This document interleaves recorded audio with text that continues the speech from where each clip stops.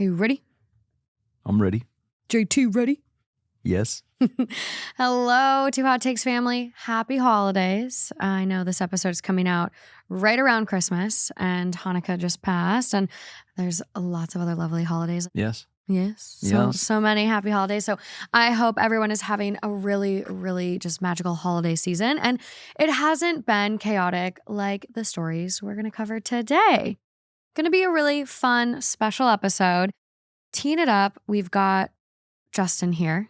Yes. Starting us off. And hi, I'm Morgan. If this is your first Two Hot Takes episode, welcome. You're in for a treat because not only do you get Justin this episode, you're going to get Michaela and you're going to get Lauren and maybe another special guest or two. We'll see what shapes up, but it's going to be an amazing episode to close off this year. I guess if you are having a chaotic holiday, well, this is a nice distraction. I would hope so. Because you can compare to these stories, I guess. Ooh, I know. I thought our holidays have been rough in past years, but these ones today I think are going to take the cake. Probably. So yes. Let's just get into these. Let's get into these horrible holidays. Nice one. Let's dive in.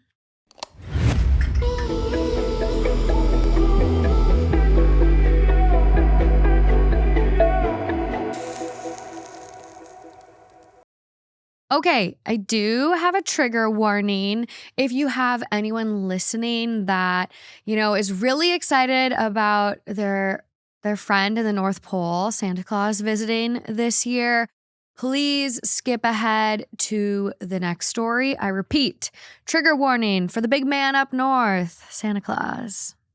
Okay? Are we good? Safe? Is this a safe space now? Yes. We're ready? Mm-hmm. Okay, it's coming from r/True Off My Chest. It is titled, Guy I'm Seeing Legitimately Thinks Santa Claus is Real. I support it.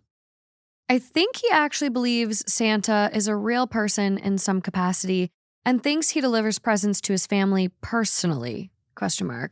I'm probably going to leave tomorrow because it's been a awful trip so far and I just want out. I'll call him Adam, fake name. Adam, 25, is from a pretty rural area up in the mountains, keeping it vague on purpose, and his family are what I'd consider religious extremists. He told me this before I, 23 female, came to see them for Christmas, that they were very religious, as are mine, so I thought it would be similar. I'm not seeing my own family, as I just have my abusive mom left and we are no contact.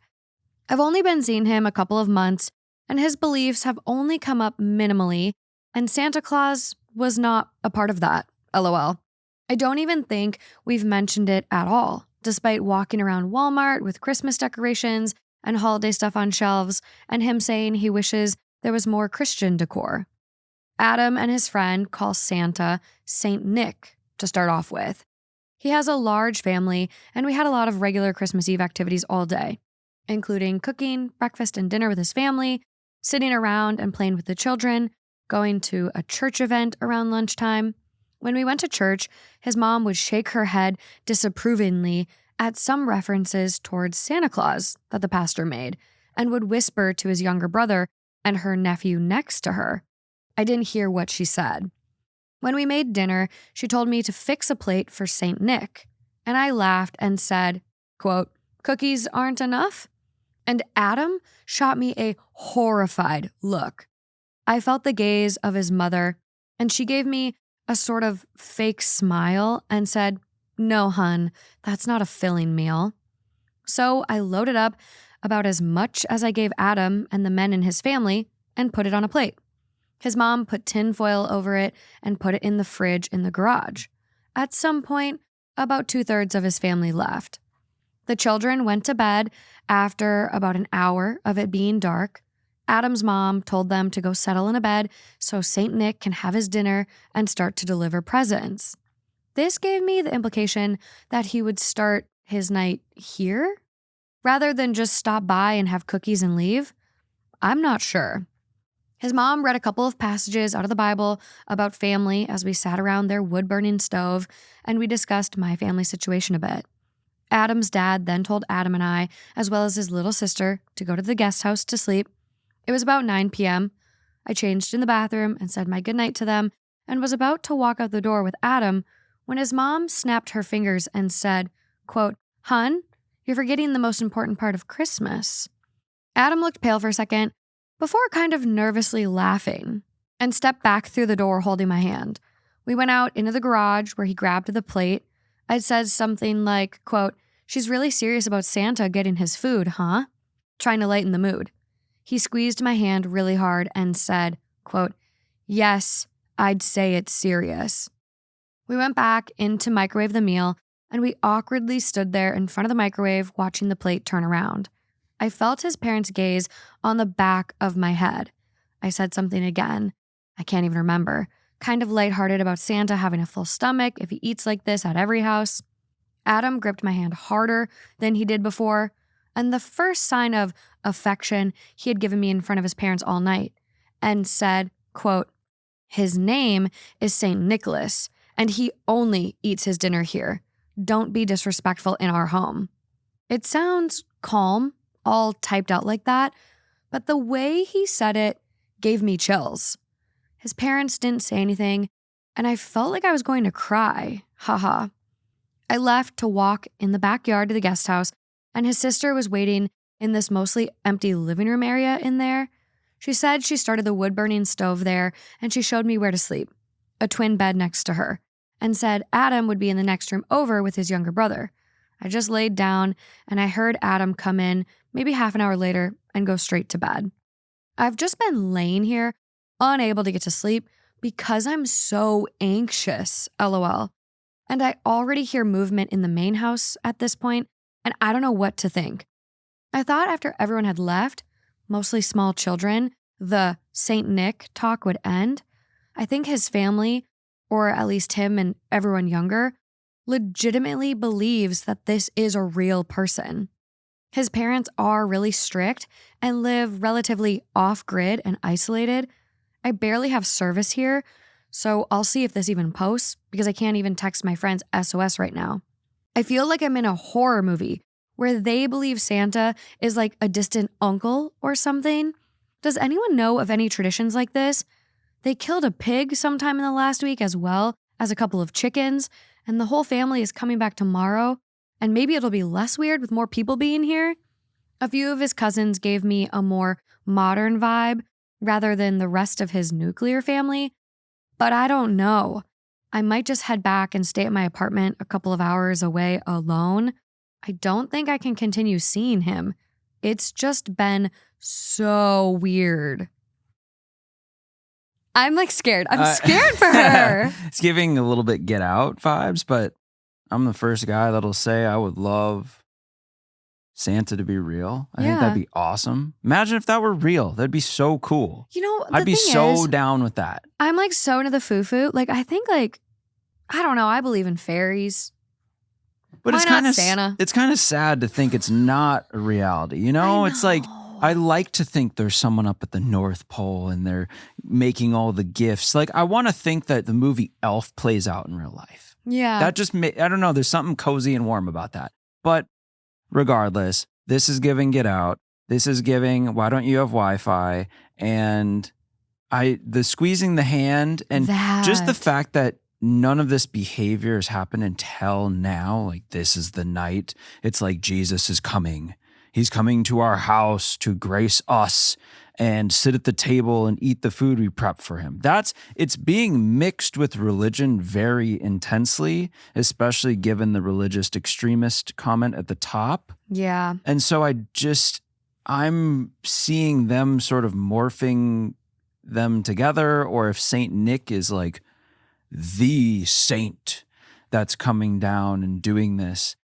I don't know what else to really think about it aside from it seems like the start of a horror movie, but it really does feel like that. Holiday-based horror movie. I'm surprised. Where Saint Nick shows up. Yeah, and there all isn't of a something sudden, like this. all this crazy stuff starts happening. That's not cool. That's what I'm getting here. And it's weird because he did warn her at the beginning, like, hey, my family, they're a little extreme, like they're religious extremists. So he warned her about that, but didn't say like, oh, by the way, like we also have these very strict, steadfast traditions surrounding Saint Nicholas. Like I will, around my family, I'm gonna be very into them. It's easier than, stirring the pot. Is he as into it? Is he part of the little I cult? don't know. Or because is it just to appease? it didn't seem play like he along? was so aggressive when they were walking around Walmart and like looking at everything. And like, I'm going to be honest, like, I think like Christmas has become a very Hallmark tradition. Like, I know a lot of people are still steadfast and they go to church and they say Yeah. mass and they do all of Yeah. these things. But like, I think when you go out and you go to a store, there's not a lot of religious Christmas decorations out there. I've seen like my first nativity scene in person this year, but like you don't see a lot of like baby Jesus decor when you go shopping. Maybe that's just my Right. neck I of the woods. mean- I'm in LA. Like I'm not in the Bible Belt. So maybe Yeah. if I go to a Walmart in the Bible Belt, it's kind of a different story. But That could be. his red flags weren't coming out then where like he's seen Santa Claus and he's like, I can't believe people don't call him Saint Nicholas. It's Saint Nicholas, not Santa Claus. Like you think there would have been more coming out leading up to this. Like at every Saint Nick decoration, he bows down and does a quick prayer Something. or some. Imagine doing that. Some oh my little gosh! All the decorations, Holy just Ghost. every time, just But it's like I fully understand the religious aspect of the holidays and like I'm happy for people that celebrate in that way that they find meaningful to them. But like this just feels very odd. It feels like he was just like so, I don't know, like he does seem really locked in. And I feel like he should have prepared her better. Like No. even the sleeping arrangements. Like OP walked in and is kind of like, well, where do I sleep? And the little sister's like, you sleep out here with me on this twin bed.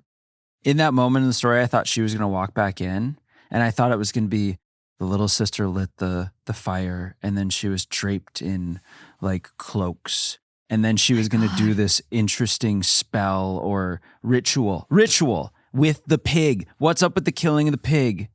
Is that normal? Is this normal? Is killing pigs normal? Well, people do pig roasts. I get that. Yeah. But it didn't seem, the way it was presented, it didn't seem like they were preparing the pig for the dinner. It felt like ceremonial sacrifice. That's what it was giving, especially with the chickens and whatever else they killed. I feel like that's just like a lot of people do pig roasts. Yeah, but it wasn't presented that way. No, I think OP is scared out of her mind and is now just like, also, you guys, there's this pig and this chicken and like, I'm on SOS mode and I need to get the book out of here. Like, I think at this point, you just start catastrophizing to where you're like, am I in midsummer right now? Yes, that's another good reference. Like, this feels midsummery. I think you just start running. Run. You I just don't know where run. they are. They're in the mountains. Is it giving Appalachian Yeah, for yeah. people? Mm. Like, where is this? It's in the North Pole. Where do you guys think this is? North Pole. Antarctica? Is this Alaska? She said mountains, rural, up in the mountains. Well, it's going to be out east or out west, not right here in Minnesota, because technically right now, as this is coming out, we're in Minnesota. Oh my The God. flatlands. The flatlands. So, crazy thing is, this post is 2 years old. So this is kind of before AI ever took over Reddit. It's giving very real post in my head. OP did not use this account to try to karma farm. It was literally like coming in, trying to get help, and then like posting a little bit of an update for us. There we go. So we do have an update. Top comment is, sounds like you stumbled onto a Santa worshiping cult. Very strange, bizarre. Someone responds, it's Saint Nicholas. Right, that's exactly what I was thinking. How dare you? Yep. And someone responds to that, yeah, like don't be disrespectful on our thread. So do we think that's what was going on at church that day? Was the pastor saying Santa, and that's why she kept whispering? Yeah, like how could he not know Saint disrespect? Nicholas. Saint Nicholas. I will say, obviously, a lot of people are like, meh, that's fake. Meh. But OP does come back and provide an update for us. Also, I'm so curious now. Santa worshiping cults. Apparently there is a cult of Saint Nicholas. Cults, but I'm like, I think it was like Nicholas started a cult, Saint Nicholas. I don't know. It's confusing. If anyone, I see, this is where I need Kaylin. I need to be like, hey, have you heard of a Santa cult? Because is Santa tied to any of the religious aspect? They're not really interweaved, right? You don't see Santa in the nativity scene.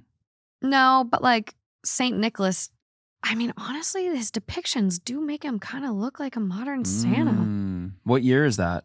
270 AD. Oh, yeah. Saint Nicholas The good of old days. Myra, also known as Nicholas of Bari, was an early Christian bishop of Greek descent from the maritime city of Pantera in Anatolia during the time of the Roman Empire. How do you get Santa from Saint Nicholas? I don't know. Because of the many miracles attributed to his intercession, he is also known as Nicholas the Wonder Worker.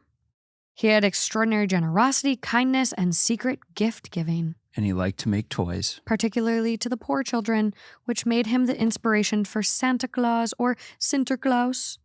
And the tradition. Yeah, what's the origin of that, you know? Sinterklaas? Yes. Sinterklaas or Saint Nicholas is a legendary figure based on Saint Nicholas, Wow. patron saint of children. Other Dutch names for the figure include De Sint, De Godsint, and De Godhilgeman. Nice. Okay. Sinterklaas. Sure. It could be Claus also, but it's giving Klaus. I don't know what to believe, Okay. but let's read the update. Yes. So someone comments after and it says, I wonder if OP is still alive. OP does respond, I'm still alive, not dead. Holidays ended horribly and my relationship is over. Probably for the best now that I've had time away from him, talked to friends, read comments, because I essentially ruined Christmas. Saint Nick literally left the food untouched because there was a non-believer in the house. That's why. And, quote, Adam's mom made a point of it being because I was there. And I was essentially barred from seeing him and called a degenerate in front of his whole family. I really did want to make a proper update to this, but felt ridiculous and embarrassed that it, 1, blew up so huge, and 2, because everything I said was absolutely picked apart. I get it that it sounded dramatic and whatever. I guess I just write dramatically, but I treated this no different to how I write in my diary. So I think this is it. I can't imagine typing out another few paragraphs of the worst Christmas I've ever had, completely alone with crazy religious nuts and in my feels, only for it to be called a horror movie in the making. Like, yeah, I know, my life right now just sucks. I wish there was more to say, or it was more dramatic for everyone wanting that, but I just don't have it in me. Wish I had a real family and relationships that don't suck. I wish I had answers for you of why his family is so crazy around the holidays and aren't normal people that let their son date girls outside their borderline Amish lifestyle. I don't know. The end. You gotta get through the bad ones to get to the good ones. You sure do. You really will get all of that, but you won't get that by staying in something like this. I mean, this was never going to work out. Even if you guys distance from the parent, I mean, how do you ever get past that? Because I'm just still confused on how tied in he is and how much he pushes this versus it just being in front of the parents and kind of, you know, getting her prepared for that whole situation.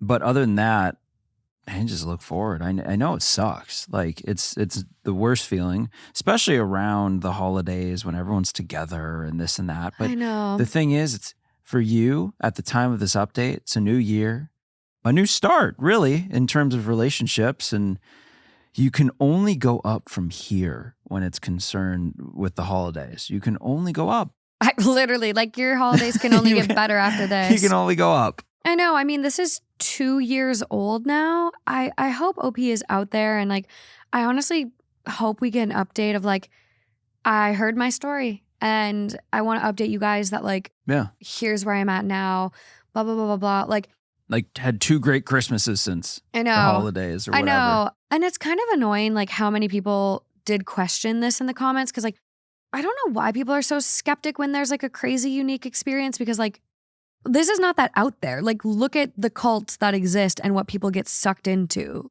This is not that far-fetched. And I would have a hard time if I went somewhere and I was like, what the fuck was this? I need help. And everyone's like, fake movie. And it's like, I don't know, like the update does make me think this is genuine. Like, just kind of like, I don't even have it in me to give you guys an update. Like, this is it. It was crazy. His mom hated me. St. Nicholas didn't come. Non-believer. Wah. Yeah, I mean, unless Like, you're... she's not karma farming. Because if you were karma farming, you'd write a big update to capitalize on that. Yeah, I mean, unless you're saying, you know, aliens took you in the middle of the night and you went to other lands and had all these experiences and did all this, and then you woke up back in your bed. Anything I've ever heard on this show, even if the story isn't real, it's happened. Okay, Yeah. in some way or another, it has happened. It maybe wasn't written into Reddit, but I don't know. I feel like the weirder stuff is, the more real it is, because there's so many things. And, you know, when I compare my life to Reddit, there's not as many, but there's so many things I've even experienced where I'm like, this is so weird. No one, you couldn't make this up. But I don't know. I'm all for putting out the stuff and the sparkles for the reindeer, and I'm for leaving cookies and some milk for Santa. I kind of want to bring that back. I'm excited to have a kid to be able to do that again because I miss that. I know. There's something magical. I mean, haven't we all seen Elf, the holiday spirit? I know. We've opened up a holiday advice hotline over on Patreon for a live show we were doing with Patreon. And so a lot of people ask questions and they're like, how do I get that holiday magic back? Like, I don't like the holidays. I actually hate the holidays. It's a sad reminder, or like, you know, things like that. And it's just like, I think you can like get involved in your community. And I think like one of the things we did this year was Angel Tree. And like that was so special for us. These trees are going to new homes and we're kind of like sponsoring a family that we know that lost their home in the Altadena fires and like giving them a tree and just kind of like everything to put under it for their families. So I think there's ways to give back, but like even if you can't contribute financially, going and volunteering at a place that provides a Christmas meal is amazing. I used to do it every single year for Thanksgiving, and sitting down and sharing a meal with people that don't have families, don't have friends, don't maybe have a home. Like it is such a, it's hard to describe, but it just is such a good experience. And I think something we're missing right now and why we feel so disconnected and holidays aren't as like magical, we have lost such a human sense of connection. Like we don't have a lot of spaces, you know? So I think that is also why I understand like the magic of going to a church and song and whatever. Like I just think we need to kind of come together a little bit more and like share a meal with strangers and people and give back. And so if you want to up your holiday magic this year, that could be a good way to do it. I know, granted, this is coming out Christmas Day, but, you know, go roll up. I don't know what time you're listening to this. Go roll up at a local little food shelf. Roll up. Little pantry. Yeah, roll up. roll up. Roll up. There's always time to give back and connect with people. So if you're feeling a little lonely, get out there. Also, we're here. Come hop on the Patreon group chat. I know everyone's like so connected over there. It does feel really nice. Yeah. But okay. Happy OP is safe. I am glad she made it out. And OP, if you're out there listening, I would like another update. Okay, story number 2 for us here. Yes. This is coming from our very own To What Takes subreddit. It is titled, "Is it petty to cancel my boyfriend's PS5 order after he spoiled the surprise again?" No. I, 27 female, finally caved and bought my boyfriend, 26 male, a PS5 for Christmas. He's been eyeing the new system for over a year, but never bought it because we're trying to save for a house and he couldn't justify the cost. I found a decent Black Friday deal, the PS5 plus NBA 2K26 bundle for $450, and I thought it would be the perfect surprise. While we were at lunch today, he asked how much I'd spent on Christmas gifts so things would be even. I told him I spent a little more than $250, which was a lie, but I honestly don't like the idea of Christmas being treated like a spending competition. It shouldn't be about the price tag. He kept pushing about whether I knew what he was getting me. I told him I only knew one thing because he basically told me, but I didn't want to know the rest. In the car, he kept going, insisting he needed to get me more because I spent too much. I asked what he meant, and he just said, laughing, quote, "I know you're a horrible liar." It rubbed me the wrong way, so I asked him to explain. He looked at me and said, quote, "Which PS5 game do you want me to go buy you?" And then laughed like it was a joke. I laughed too because I was shocked, but I tried to play it off by saying he was being delusional and that I would never spend that much. He kept insisting I was a great liar. This isn't the first time he's done something like this.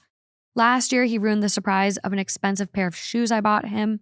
He snoops around the house looking for hiding spots, shakes packages, pushes and pushes until I'm exhausted and finally tell him. For his birthday, we planned for a friend to fly in as a surprise. He checked their Snapchat location and basically spoiled his own surprise. Even this year, I got him a hat while he was at work. He texted me nonstop asking what I bought until I finally caved because I was tired of the interrogation. I'm honestly just tired. I put money, effort, and genuine thought into making holidays and birthdays special for him, and he acts like a spoiled kid who has to ruin his own surprise every single time. He claims I also always find out my gifts, but 90% of the time, it's because he tells me or drops hints because he gets too excited. Why can't he just leave things alone and let gifts be surprises? At this point, should I cancel/sell the PS5 or just give it to him anyway? So on Dave Ryan's show that I listen to all the time, his daughter, he called his daughter because he wanted to illustrate this exact topic. Really? And he called her and he said, "Hey, so can you tell everyone the experience you had about peeking into your Christmas gifts early and what that led to?" And she kind of said, "Well, there was one year we got really curious because it was her and a sibling or something. Okay. And we just we found out you could lift the corner and then see what it is and then put it back away. Sneaky. Because Santa will bring us other gifts. So we'll still be surprised, but we just have to know early what one of our gifts says." Well, lo and behold, they saw every gift that was already there. Come that morning, they opened it all, they knew what it all was, and they made the decision as young kids to never do that again because it just ruins the magic of it all. It does. And it's like, Santa or not, Christmas or birthdays or whatever the gift or surprise is related to, it takes all the breath out of it. And sure, you might still appreciate the gift or the surprise just as much as the recipient. But for the person giving it to you, it does kind of ruin it. I mean, like, if I think about any of the gifts I've done for you that have been more or less a surprise, like wedding gift or things like this that haven't been things you've given me, that's been more, I'm going to go get this special thing. It does kind of, it doesn't take away the gift you're giving, but it does kind of take away the magic of it. I don't know how else to put that. Yeah, I think like especially if gift giving is your love language and you are someone that puts so much thought and energy and time and like consideration into someone's gift, like to then be met time and time again with like, "You're a bad liar. I know you got me." It's like, it just is so disheartening. But at the same time, like, this is your person, your boyfriend, but you're like saving up to buy a house together. No mention of how long they've been together unless I'm missing that. Curious. But like, this is him. Like, this is going to continue to be him. Yeah. I'm curious if you've ever tried to set a boundary and been like, "Hey, please stop ruining surprises. If you do this again, you will not get that gift." Like, I'm curious if you've set a boundary, but also, do you have to? Like, can you just let him be him? Like, for me, I buy people's gifts and I'm so excited to give it to them, but I don't like I don't ruin it. Like, I think a lot of times I'll just like wrap it and give it to them early. Exactly. Yeah, Like, that's I'm what I was just going to say. I was like, here it came, open it. And I'm always like, no, it's not the day yet. It's not even my birthday. And you're like, open it. I know. Last year I was better though, where I did hold out and I was like, okay, fine, I'll wait. And like reading this, I kind of see, I'm like, ooh, like, don't ruin people's surprises. I never ruin a surprise. I never tell people or like go crazy like this, but I just, as soon as I get it, I wrap it and I want to give it to people. But it's different as the giver, I think, right? Yeah. It because you're making that choice to reveal that surprise if you want to That's early or if you want to break it to them. Yeah. It's different as the recipient because you don't understand what you're taking away from the giver. And, people could say, well, that's not what it's about. It's about the gift. And if you're already giving them that gift and that's the plan, then give it to them like you planned. Unless you've experienced it from the giving side. Mm-hmm. And I think you put it so perfectly with the love language. If you're naturally a gift giver and you like get so much from that, there is so much magic in watching them light up. That's not why you gave them the gift, right? That's not the whole purpose is the praise you get back and everything. It's more just you want to make them really happy and you want to give them a genuine surprise. If they hate surprises, then that's a different conversation, but you just want to see them light up because that makes it so special. Yeah, absolutely. But yeah, this would get annoying. It He does would. kind of need to grow up, and if this isn't going to change, and that's, it would take a toll over time. It happens not just once a year. There's know. gift giving throughout the year, and I don't know. It's kind of a lot to. What would you do? Would you return it? I don't Like if know. you're this hurt I don't know by if that's it? petty. I'm trying to like decide if that's petty or not. Because then if you change up the gift, you're going to be met with all this disappointment or subtle disappointment. I'd fuck with them. It would be like hidden in a closet, not under the tree. Like I'd and then you I'd give fuck with something them. else that's like really low bar. Fake tickets. Give them fake tickets to like a sporting game that look expensive. And then they're fake. Like you can literally print them off of Google Images, like Photoshop the fuck out of it. I don't know. Like Yeah. I would fuck with him. And people are gonna be like, that's toxic. Stop ruining my surprises, bitch. Yeah. Like I'd fuck with them. It's part of the surprise. Psych. guess. Not your gift. I guess you I'd give could 'em- start. Because it's NBA 2K26, whatever. It's a basketball video game. Yeah. I'd get them basketball tickets. Oh. And then like, oh, wait, what are those tickets for? Yeah. And it's like for like a fucking like fake ass court Yeah. in the game. Like I'd make it about the gift, but I wouldn't let him have the satisfaction of being right. I'd kind of mess with him a little bit. I guess this is a point where you need to determine what the outlook of the future is. Yeah. Is this someone you're in for the long haul? Because then that's a good strategy. Start doing a smoke and mirrors thing where you really start to mess with them until you're almost teaching them to stop doing this and stop ruining all the surprises by making it so complicated that you can't guess. Mhm. Just mess with them. But if this is really taking a toll to where you're like, I don't know if this is my person, then obviously that's different. Yeah. There are some of you out there that have definitely dealt with this with a partner. What have you done that made them stop ruining surprises? What have you done without being like over the top crazy? I'm like, my idea, I'm kind of sitting here and I'm like, okay, Morgan, that's a little off the rails, but I'm just like annoyed at this. Fart spray in a box. I know. And then you open it. Oh God, that'd be horrible. That takes you out though too. So someone does say, yes, it's petty. Why insist on a surprise gift when you know you can't effectively hide things and he clearly doesn't want to wait to be surprised? I suggest just telling him from now on that you are getting him blank for Christmas, birthday, anniversary, and stop the process that will inevitably frustrate you. That's not fun though. That Why sucks. get him anything? He should be mature enough to not ruin those things. OP responds, fair, it just sucks to be excited about getting him something I know he wants and would never buy himself. Exactly. Someone else comments, do you hate him? Yeah, it's annoying that he ruined it, but some people are just like this and don't want/need to be surprised. If you want him to surprise you, I think it's fair to express that and expect him to actually keep his trap shut. But if he doesn't mind not being surprised, I don't think it's fair to impart your desire for surprises onto him. I don't know. That's I not don't know fun. about this. Yeah. I literally just saw a video of a woman that was like, You guys, we're driving to a raccoon farm. My husband doesn't know. He loves raccoons. Not my thing. I don't get it. But I love him, so I'm going to make sure he gets to do something he loves. You do these things for the other people. I don't necessarily love a surprise, but I know you love giving surprises. So you know what? But So where's the line? Sometimes a surprise freaks me out. Well, a little too out of my control. Right, but I wouldn't go around throwing you surprise parties. You're not going to put me, like, I think, yeah. And you're also not going to, like, surprise me with something you know I'd hate. Like skydiving. You wouldn't take me skydiving. That Nope. giving me ideas. Don't you dare. OP does respond and goes, I don't hate him.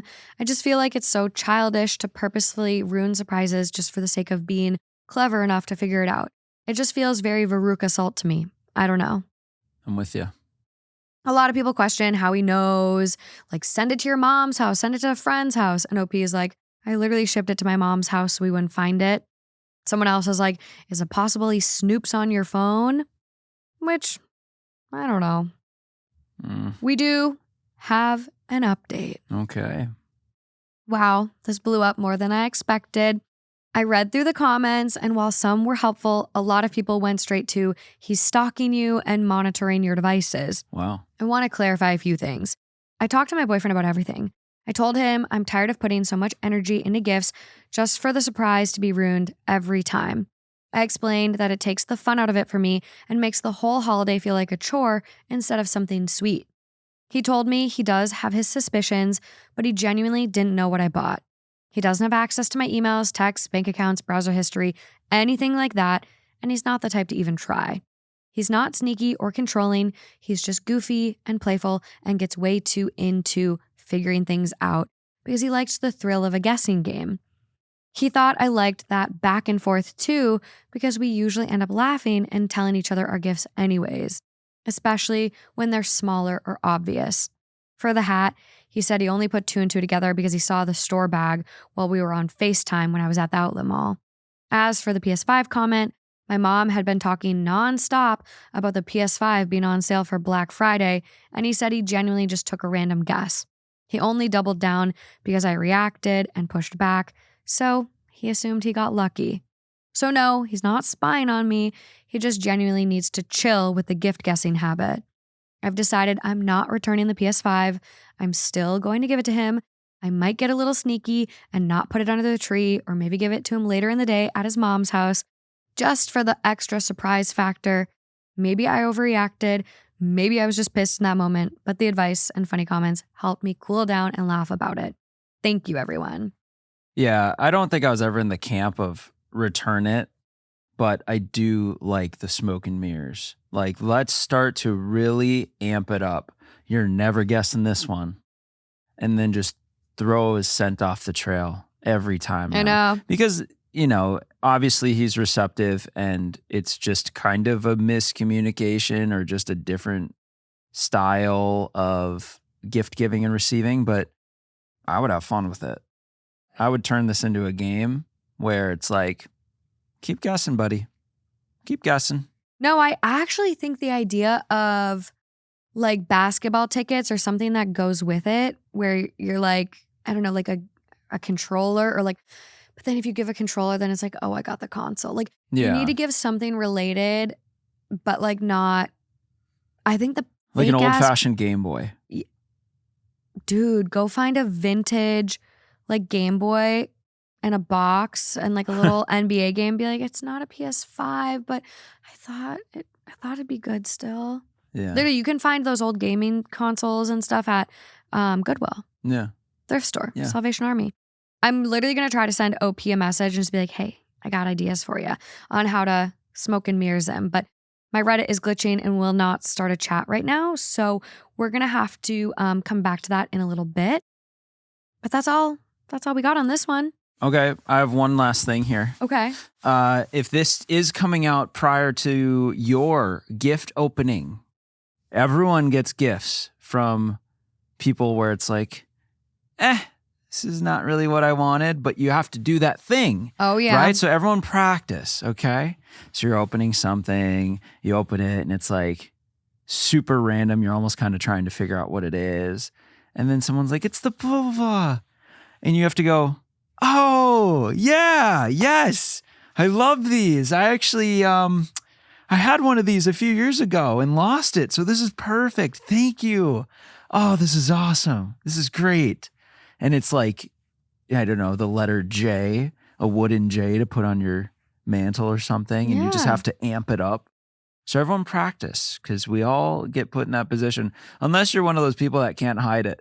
We all know those people too. Me, who I have just no like poker face. open it and are like just locked. Just, well, not locked, but just like, no. I don't know. I have no poker face. Like if I get something, I'm just like, thanks. I try really hard. Can you tell? Can you tell when I get I'd something? probably be able to tell for sure. I know you like better than anybody. Okay. You've been around me. Why are you challenging me? Well, because if you can't tell, like you've been around me when I've gotten stuff I don't like. Yeah. So you couldn't tell. I'm good. I'm actually, I do have poker face. How do you I'm know good. I haven't been able to tell? Do you know any gifts that come to mind that I haven't liked? Well, I guess we'll just see going forward. I might have a better poker face than I think. Stuff from me? No. Well, now I guess we'll never know. Okay. I sent OP a message. I hope they see it and respond. I would love another update on this after the holidays about how you did it, how you messed with them a little bit. This is a good one. Moving on to this next one that is not as uppity. This one does get a little heavy, you guys. It does have an update that does contain some mentions of abuse, kind of abusive behaviors. So if you can't handle that, please skip to the next story. This is insane family chaos that is definitely believable. So this is coming from AITAH, titled, "Am I the asshole for not wanting my husband's family to stay with us for the holidays?" Classic. Comes up a lot for families all over. We have a 1-bedroom apartment with a 7-month-old. Space is already so limited. My husband's sister and her family are flying across the country to spend Christmas with us for 11 days. They insisted that they stay with us instead of getting a hotel. Nope. Nope. Of course, my husband agrees to this without talking to me. When he does ask me about it, I explain how it's going to be crowded. The noise has to be kept to a minimum because of the baby. My son already has trouble sleeping, so who knows how it'll be by next month. Husband is working some days while they're here, so he insists that they use my car to go and do stuff while I'm home with the kid. The problem I have the most is that when I speak up, he immediately says that I'm against his family, even though he's always talking crap against mine. My family hasn't been over to see my son yet because they know it's going to take hotel and car rental fees. They don't insist on uprooting my entire routine for 11 days. My mom can get me discounts because she works at a hotel, but that's still not good enough for them.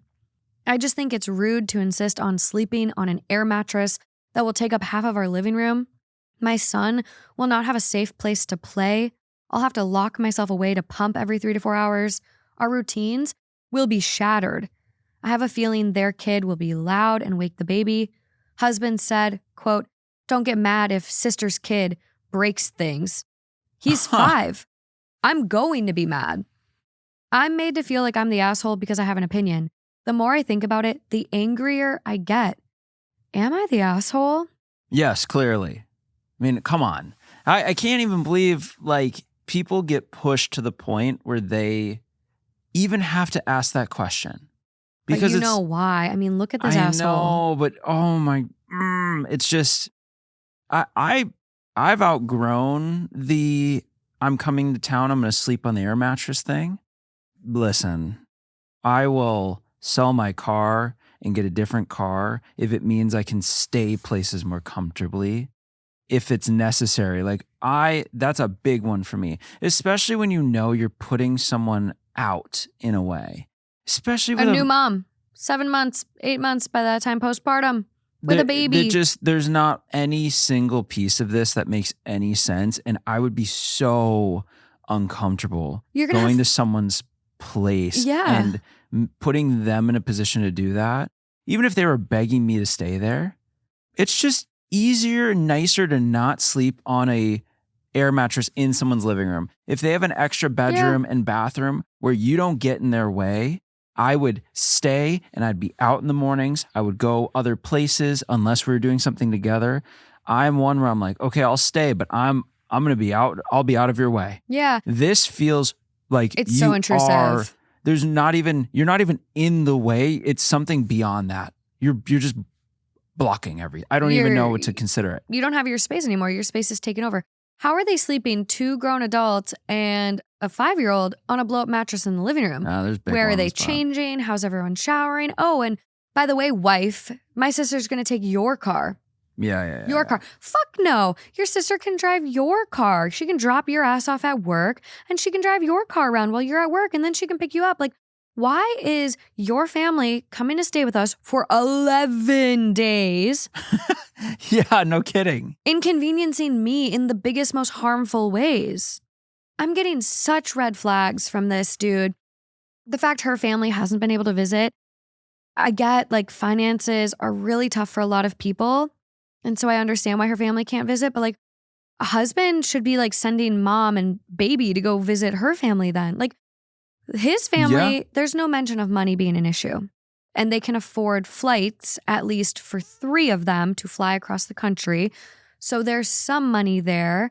So why is a hotel, like, why is that such a big consideration? And like, hey, if a hotel is not affordable, like, I don't know, like maybe this year isn't the year to visit when we have a new baby. Or, hey, what does your house look like? Do you have guest rooms?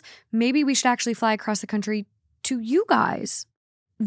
What's going on is not okay. And there's no respect for her. No. And the way this line actually really pissed me off too. When I speak up, he immediately says I'm against his family. Yeah. That feels so manipulative and weaponized and just toxic. Well, and just saving that card to play later. Always, right?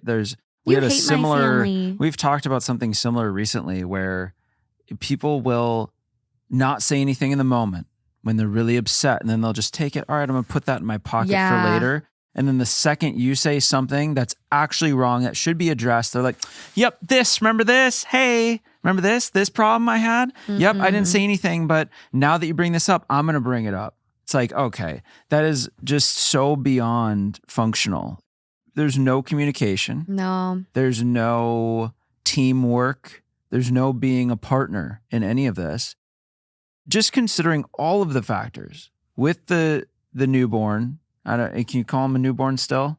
Yeah, he's a baby. I don't know when they transition out of that. But you have a young child, you're nursing, you have a small place, and it's not like you have an extra room. Don't you think, considering all of those factors and the duration, you would even consider asking the person you live with, the person you share this home with? It doesn't matter who bought it or who owns it. Mm-hmm. She just had the baby. If anything, she should have more weight when it comes to these decisions. I know. She should have more decision-making power. It doesn't matter who bought the place or whatever that circumstance is. I know. It's what's going to make you comfortable. What's going to make you comfortable, especially because you're nursing and doing all of this. I know, pumping every 3 to 4 hours. But that is having a partner that's considerate of you. He's not considerate of her. He doesn't respect her. And he's showing a lot of really red flags. I mean, overall vote on this one, there's not a consensus bot on AITAH, but like, clearly he's not the asshole. Like, this poor woman, it's clear she's being gaslit in some regard to, like, again, even come here and question, am I the asshole? Like, no. I know. There's a comment here that says, you should be rethinking this marriage. He got 0 consideration for you. Next person responds, exactly. He is showing all the classic signs of being an abuser. Isolating her, he badmouths her family, probably won't even let them into the home, cuts her out of the decision-making, invites his family to stay with them for 11 days during Christmas. 3, makes everything her fault. When she objects and uses logic, she is difficult. She hates his family. 4, makes her question her own logic and sanity, hence her post here. Yep. Next comment down, want to bet he is around his 30s at least and she is early 20s. OP, does respond to that. Oof, try 40 and mid-30s. Oh, yeah. It's come on. That's too late for all this stuff going on. So it feels like the classic, I'll marry you, we'll have a baby, and then I'm going to change. Yeah. I'm going to start taking advantage of that situation. OP does get asked quite a bit about culture. Like, is there a different culture people should be taking into consideration? Like, are we missing something here? People specifically ask, is OP from an Indian culture? OP responds no. And then we get an update. All right. Coming nearly a month later, okay? Yep. Buckle up, you guys. Can I just say, I'm Buckle picturing one bathroom, and I'm also picturing the fact that there's no reprieve. There's no break. There's no turn it off. You are on 24/7 for 11 days straight, including all of the outs and abouts that you guys are all going to go do. Mm-hmm. And you have to do that. And then you have to wait in line for the goddamn bathroom and take no. No.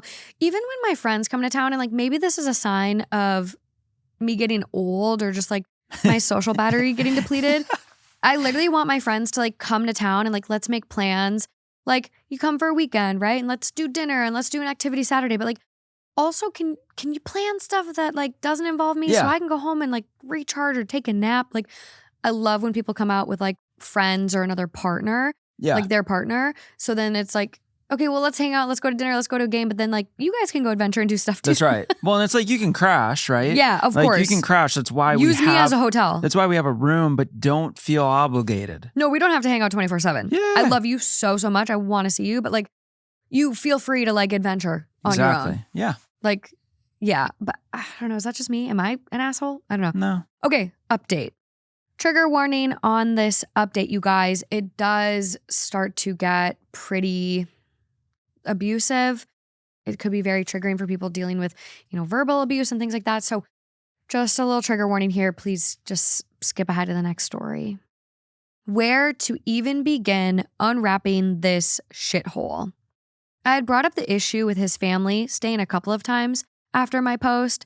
I had to Google, quote, how to talk to a narcissist before the approach.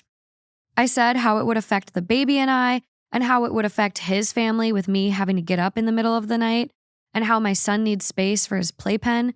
Baby-proofing a one-bedroom has proven more difficult than I thought. He seemed understanding, however, wasn't budging on wanting them to stay.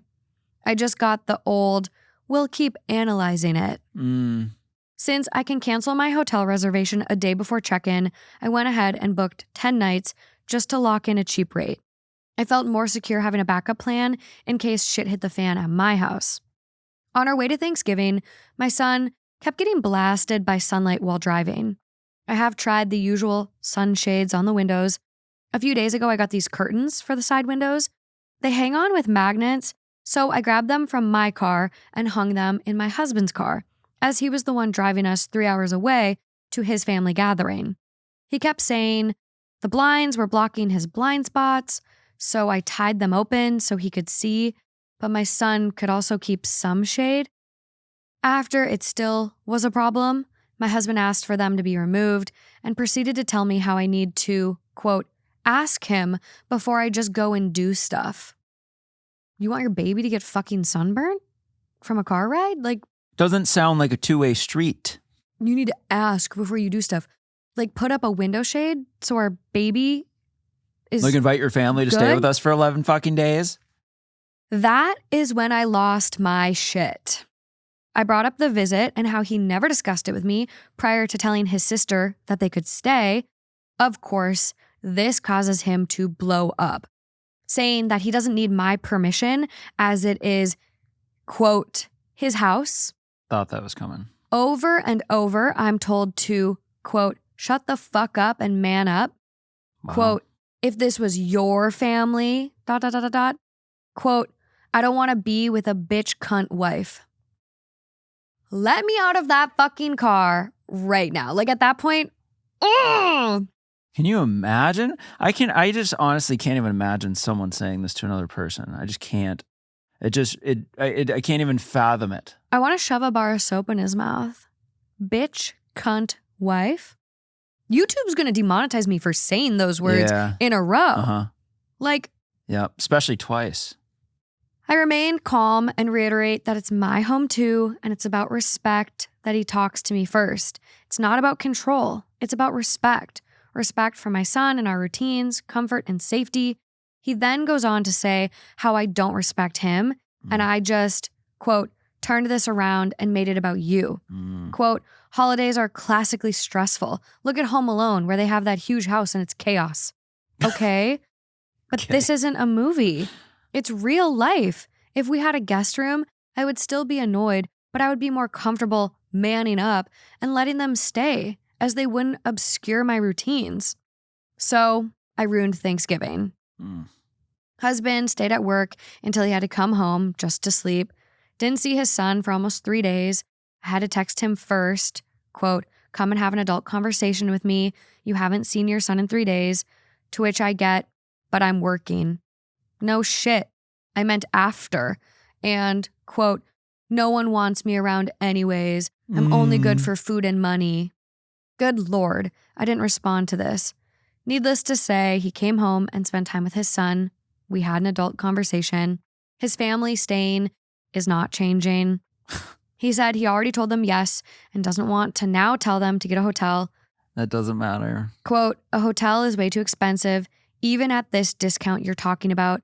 It's not going to be $50. LOL, it actually was. I booked 10 nights for $518 total. Wow. I told him this, and he just rolled his eyes. His sister had texted me personally and asked if they could use my car to do one thing when my husband is working. She said they would rent a car if not. Just the fact that she asked with respect made me say yes to using it. We agreed that if I needed it, they would bring it back. My son and I will be okay. My thoughts? Question mark. Continue my routines. Do what I need to do. If they can't handle it, they are free to get a hotel. I will not uproot my life for 11 days. It's not about me. It's about my son. He will be taken care of regardless of guests. My question is, should I keep the hotel? I want to have it in case my son and I have to sleep there. If people keep waking my son up, I'm going to have a huge problem, especially if we're trapped. But I also don't want to waste money and never use it. I can't decide. For everyone saying I should get a divorce over this, that's valid. Even more so after this update, girl. I want to give him one more chance to start discussing with me. If he can't respect that, then yeah, it's done. I'm tired of him stepping outside and having these conversations without my input. Wish me luck. You know, I would keep the hotel. I would probably stay there every night. Yeah. Because that sounds really like a little staycation. Yeah. Just, get out of there, have a little break, have some time with your son, and get out of the mess. But I don't know. Mess I would is say understatement. your husband is only good for food and money. Yeah. I think that's where we're at. Yeah. I think he said it pretty right. And I don't think some odd projection. I think it's not a coincidence that he said that, because I think, I don't know. I mean, a narcissist would never think this way, but I think somehow maybe a deep subconscious realizes maybe that is all he's good for in this. Yeah, I mean, but probably not. There is a lot of Darvo there. There's so much deflection, God. accuse, victim, reverse offender. Like, that is all there, very prevalent with him. Like, I don't know if he's self-aware enough to realize it, or if it truly is just like almost like a Freudian slip. It's just like coming out. He doesn't even recognize, but like, yeah, subconscious is maybe another word you can use. But honestly, I'm genuinely like, I'm kind of scared for her. Like, this is just not a healthy relationship. Someone who will verbally abuse you in such an extreme way. Like, I worry about things escalating. It's not right. It's not right. It's not right. It's not healthy. It's not good. I would keep the hotel. I mean, $518 for 11 days is incredible. Like, that is amazing. So honestly, like, if you know that like you're kind of going to spend this money one way or another, whether it's you sleeping there or like wasting it, I don't know. Like, for me, if my home is more comfortable and easy for me to maintain my baby's routine, I would go to the sister-in-law, because it seems like she has some respect for you. Yes. And I would say, hey, I want to just let you know so you can plan for it, but I want to gift you guys a hotel stay. It's right down the street from our house. Here's the room. There's a pool. And make it so fun. And just like get them out of your hair. But then, if money's a burden, it's a Christmas gift. Like, it seems like you can afford it because you're considering staying there. So get them out of your house. Like, and if she has a problem with it, then say, oh my God, okay, yeah, no worries. Like, you enjoy the house. You can, build up mattress. I'll stay there. I just want to make sure the baby gets good sleep. It should be an upgrade for them. It should They be. should see that. If I were going to go stay somewhere and someone's like, yo, I booked you a room, I'd be like, shit, yeah, you Cool. did. Let's go, because baby. the reality is, and the husband, he's going to get all crazy over that. If you go to her straight and then he figures it out on the back end, he's going to go ballistic. But in all reality, if you just think about the situation, they can come still spend a bunch of time over at your place, get all of that same quality time. Mm-hmm. But guess what?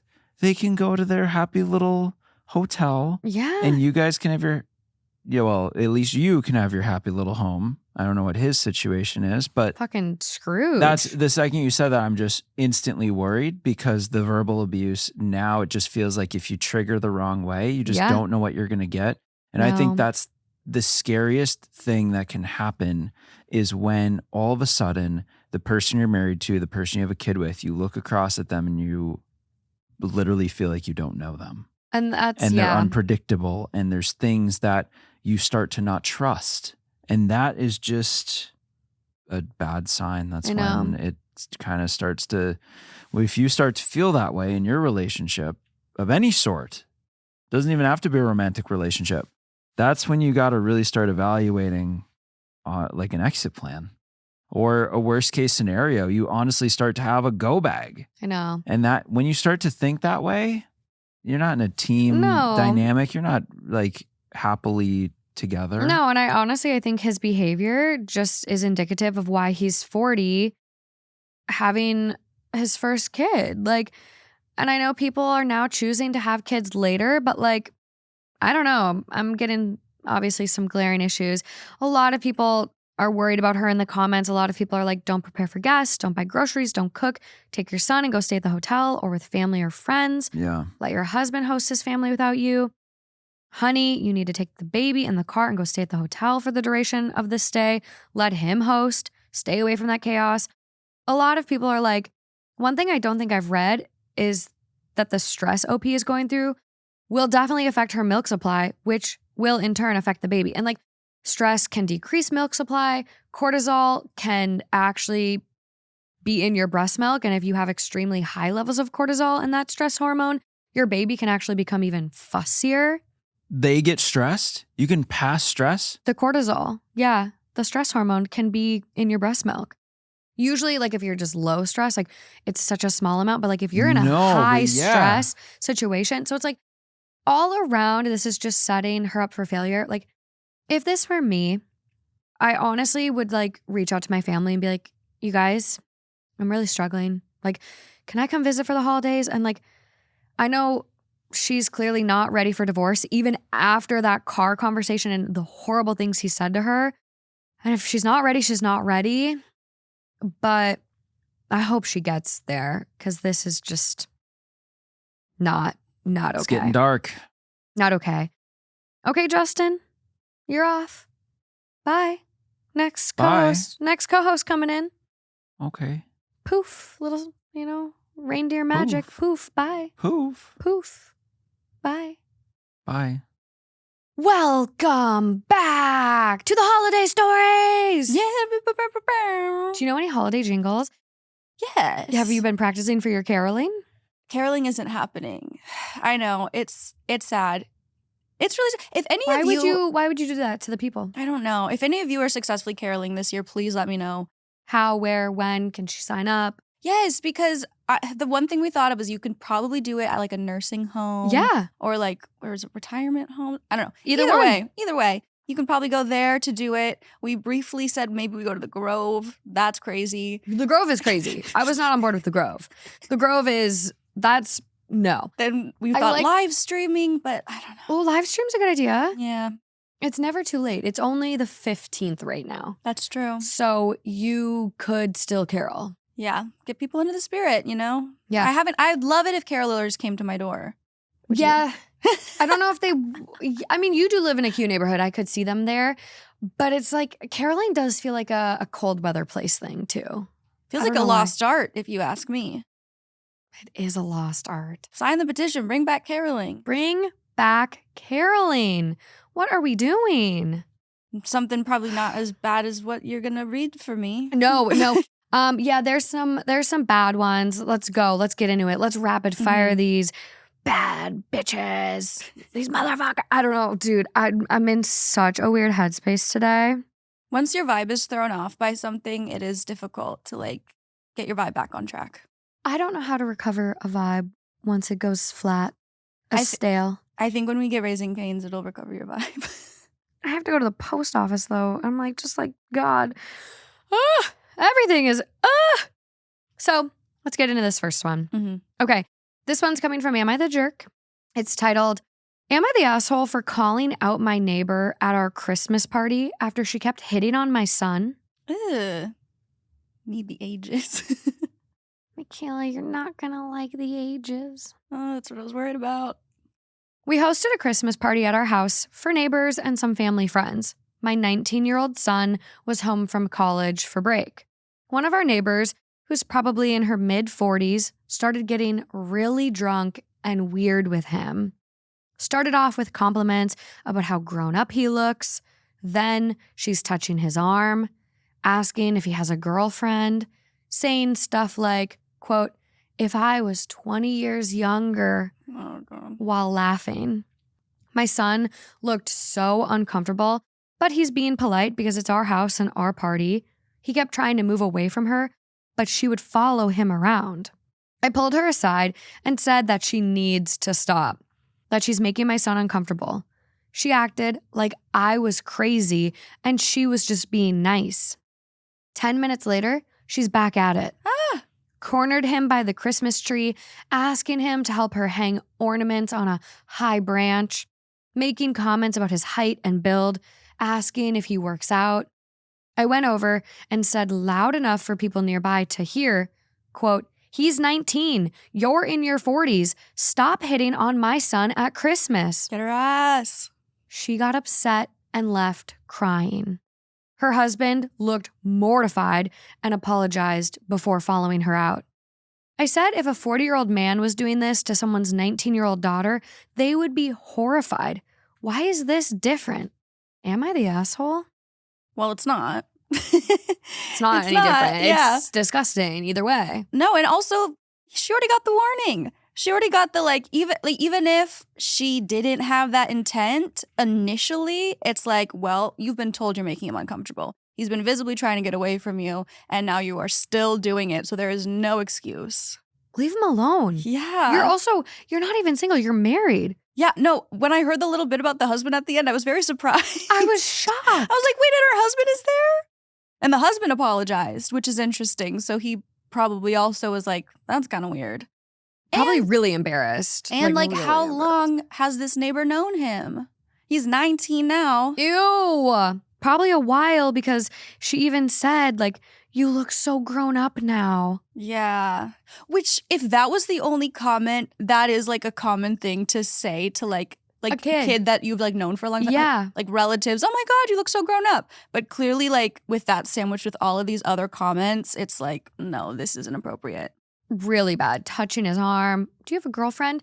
If I was only 20 years younger. Yeah. Everyone can assume what you want to say after that. If only I was 20 years younger, I'd fuck you now. Like, you know what I mean? Yeah, it's And gross. It is gross. And it is like interesting how OP kind of points out that there's like a little bit of a double standard. And I do think like young boys, young men, like, I don't know, you saw it with like Justin Bieber, like how he was just like the opposite of infantilized. He was like But I looked at also much think older. that happened to his female peers at the time. Like that was kind of the time. I know, but like You look same at- thing happened to Selena and Miley and like all of the like by For sure. adult male interviewers too. I know the way we treat young celebrities is Yeah. not I saw something the other day where it's like this actress was 13 and she made out with like a 43-year-old, and I'm like, what the fuck? Wait, for a movie? Or Yeah. Yeah. That was happening a lot too. They were casting like very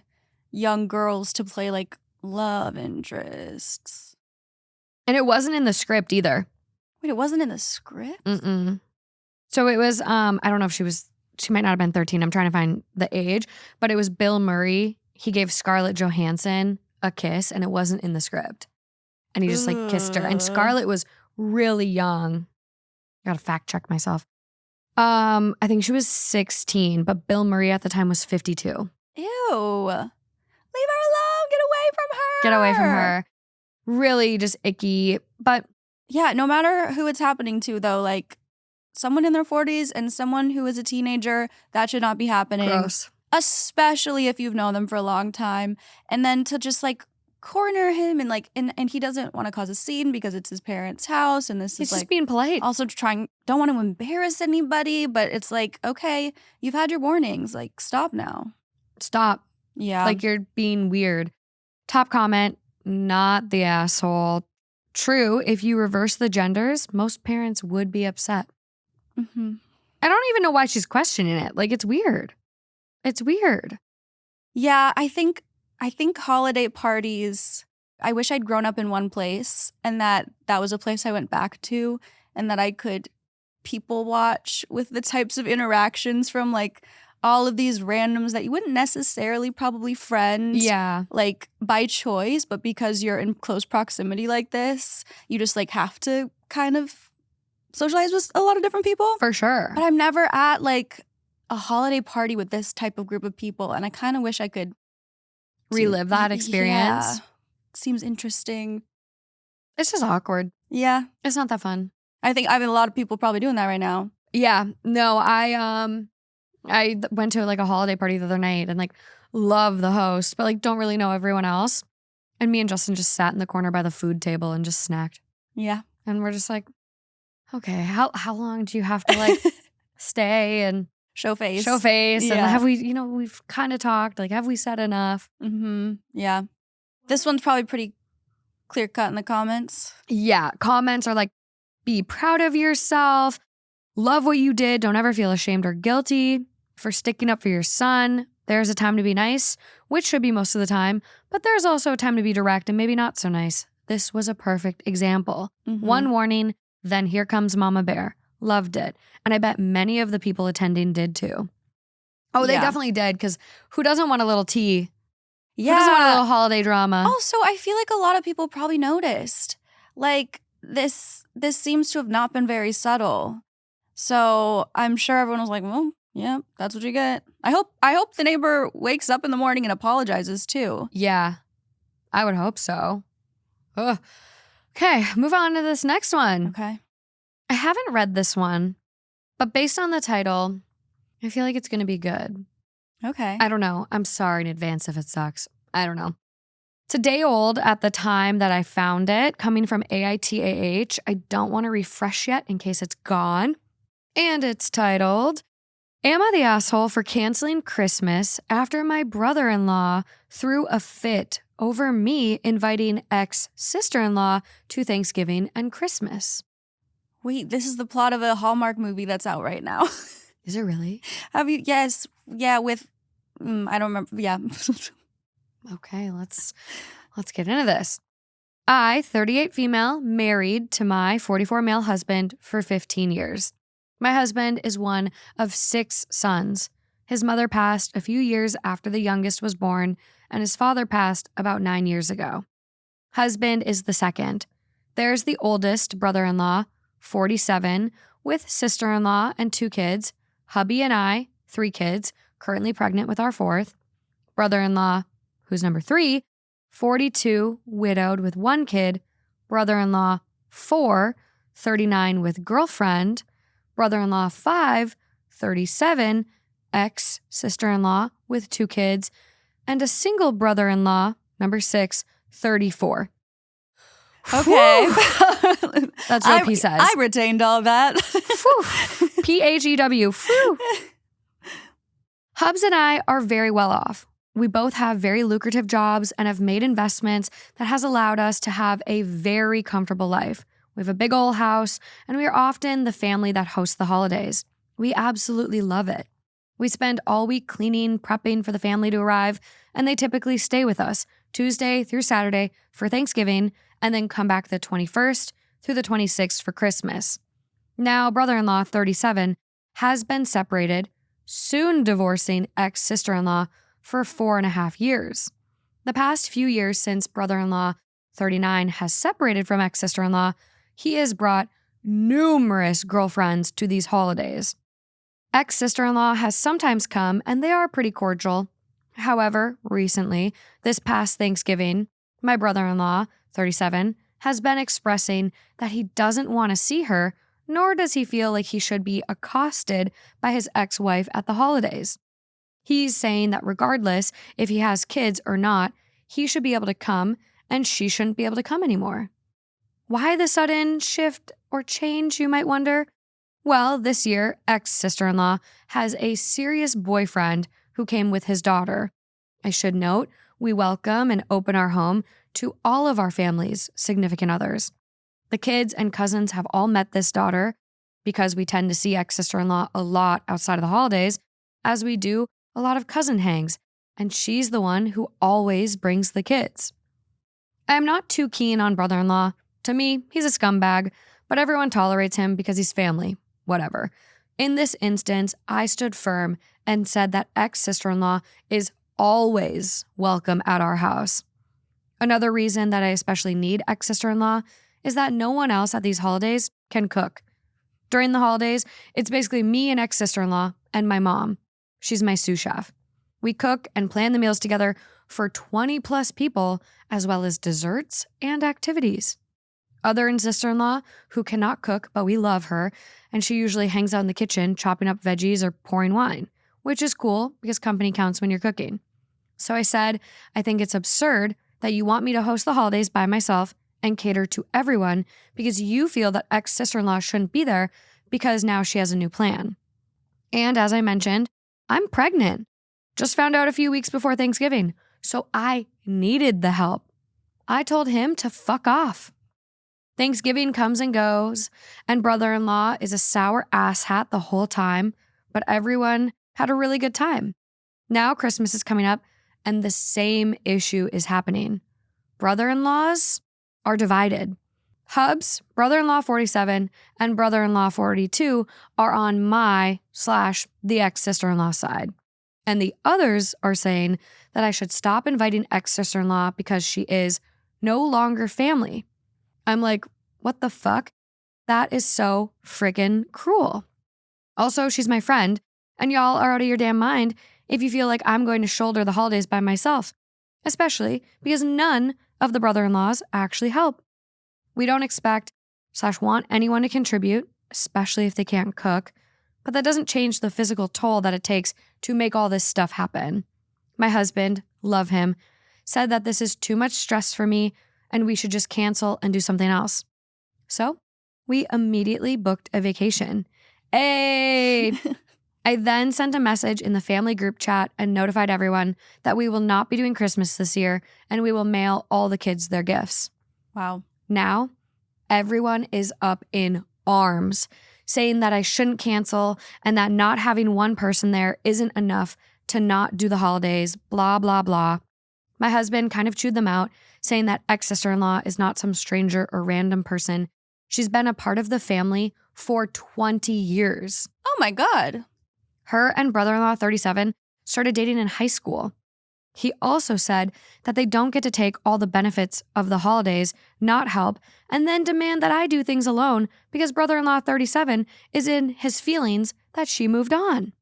I told them they could all choke on candy canes, and if they wanted to have Christmas, they could host, plan, cook, and create the magic with the people they deemed family. So yeah, am I the asshole on this one? OP is not the asshole. This was a ride. Oh my God, OP has been doing everything for everyone this whole time. I feel like I could be more conflicted on this one if, brother-in-law and ex-sister-in-law didn't have kids together, like I can understand saying, hey, like this is my ex. Yeah. Can we please stop inviting her to the family events? I'm trying to move on. She's moving on. It's hard for me. Yeah. Like that isn't the craziest thing in the world to me. No. But I think, you know, her being in their lives for 20 years, her always helping out, them having kids together, her probably wanting to be there because that's where, you know, they can all be together. The kids also probably love that these events, they get to have their mom and dad there together. Oh, this is amazing. And like the whole family comes together. I mean, Yeah. 20 plus people under one roof. Like that is so, so fun to have as young, like cousins and siblings and all that. Like it is a village. Like this is ideal. Mm-hmm. And why should it end because like they got divorced? I get like if things are really bad and toxic and you can't be around each other. Mm-hmm.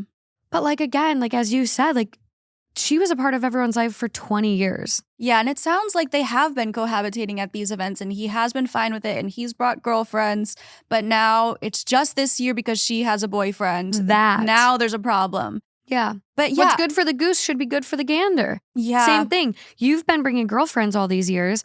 She hasn't had anyone. That's why it's been okay Mhm. because you get to show off and flaunt it in front of her face. Now you're single, no girlfriend this year.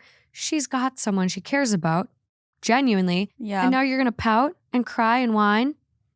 Grow up. And it's probably not like easy for the ex-sister-in-law too. It's like already maybe a little bit awkward of I like, could see okay, it. I'm the ex coming and I can tell that like there are some people who don't want me here anymore.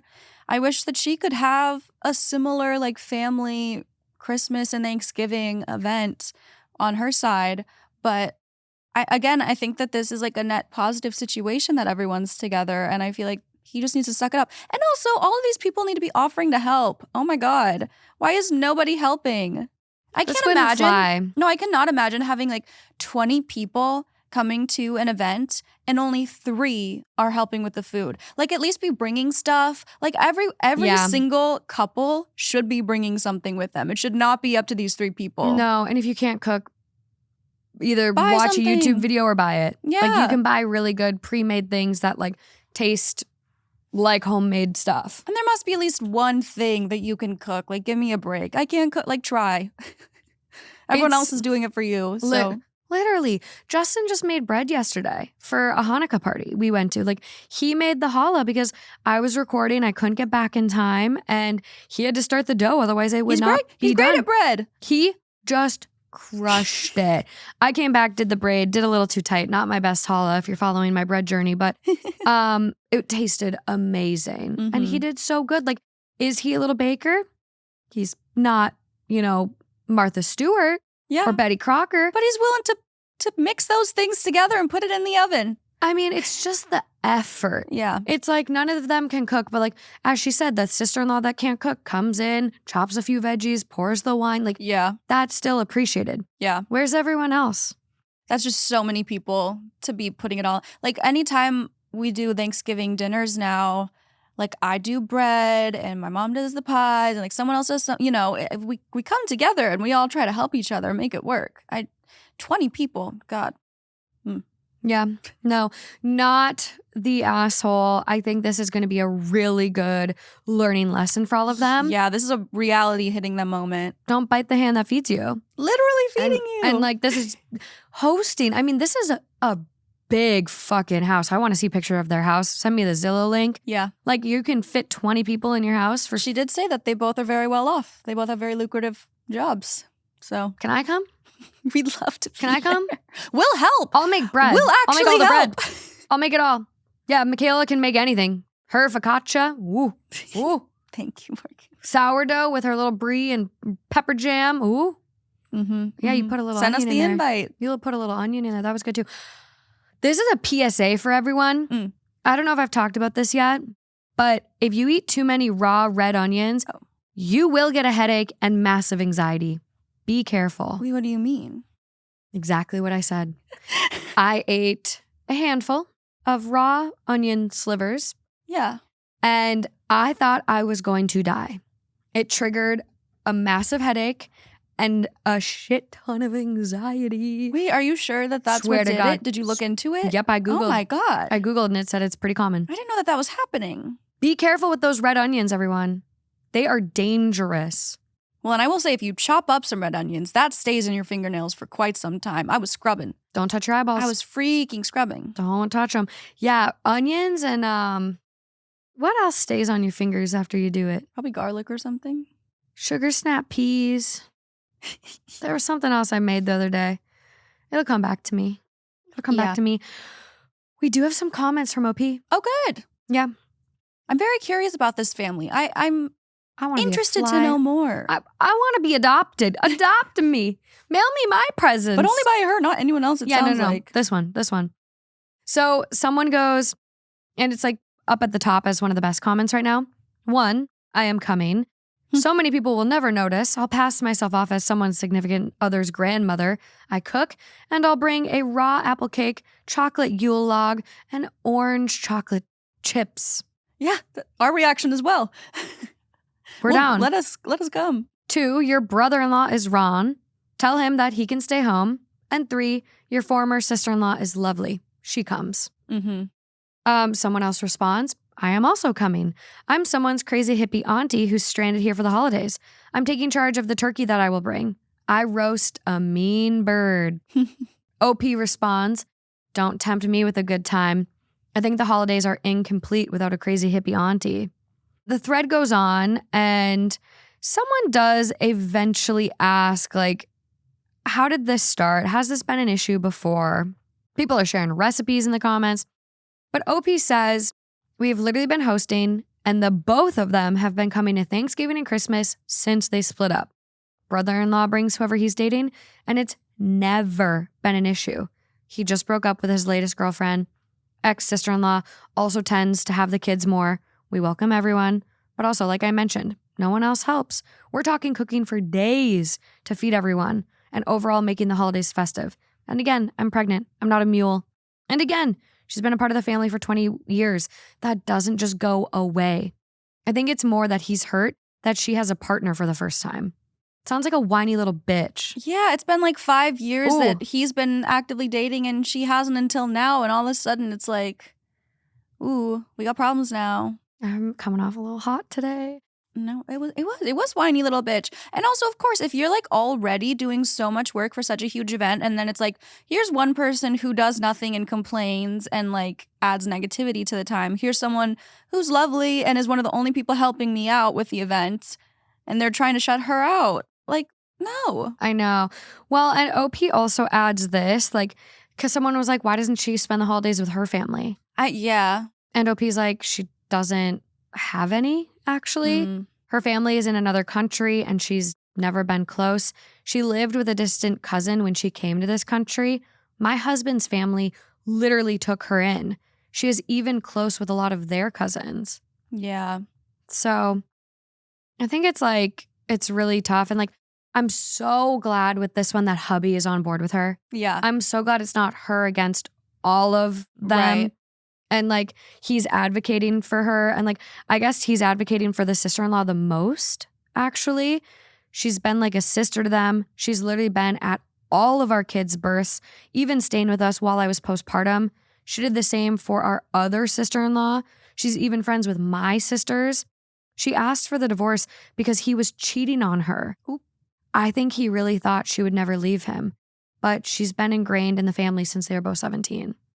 It sounds like, honestly, she tries really hard to be a part of this family because she doesn't have, like, she's constantly showing up and putting in all of this effort and taking on the jobs that other people don't want to do, which is like super understandable because it's like she's, you know, she wants to stay a part of it. She's never like had this type of family dynamic before. And I don't think it's fair for her to be booted because they got divorced. Because he of was him. cheating on her, yeah. Because of him. Like, I think that's something that's really hard for me with family dynamics and like navigating family dynamics. And it's something Justin and I have kind of had issues with because like a lot of people in his family got divorced and like he has still wanted to like try to maintain relationships with some people, but feels that he can't. Mm-hmm. And he feels that he's kind of walking a fine line. Mm-hmm. And that's like that's his feeling. Like, I don't put any pressure. I'm like, whatever you want to do, you do. But it just makes things difficult and awkward sometimes.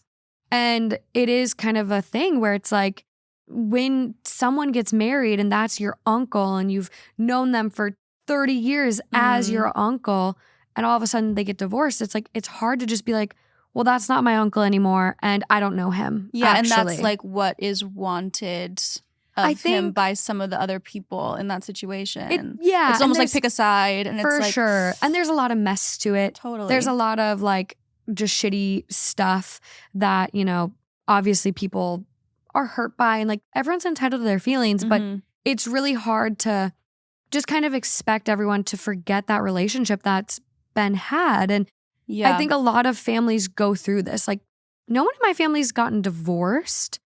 A lot of people just didn't get married. Mhm. And I always grew up, like, me and my siblings, we've always had like multiple Christmases. Like Christmas Eve, we would all go to our bio dad's houses. Mhm. And then Christmas Day, we spent together at my mom's. Mhm. So that was like the normal for us.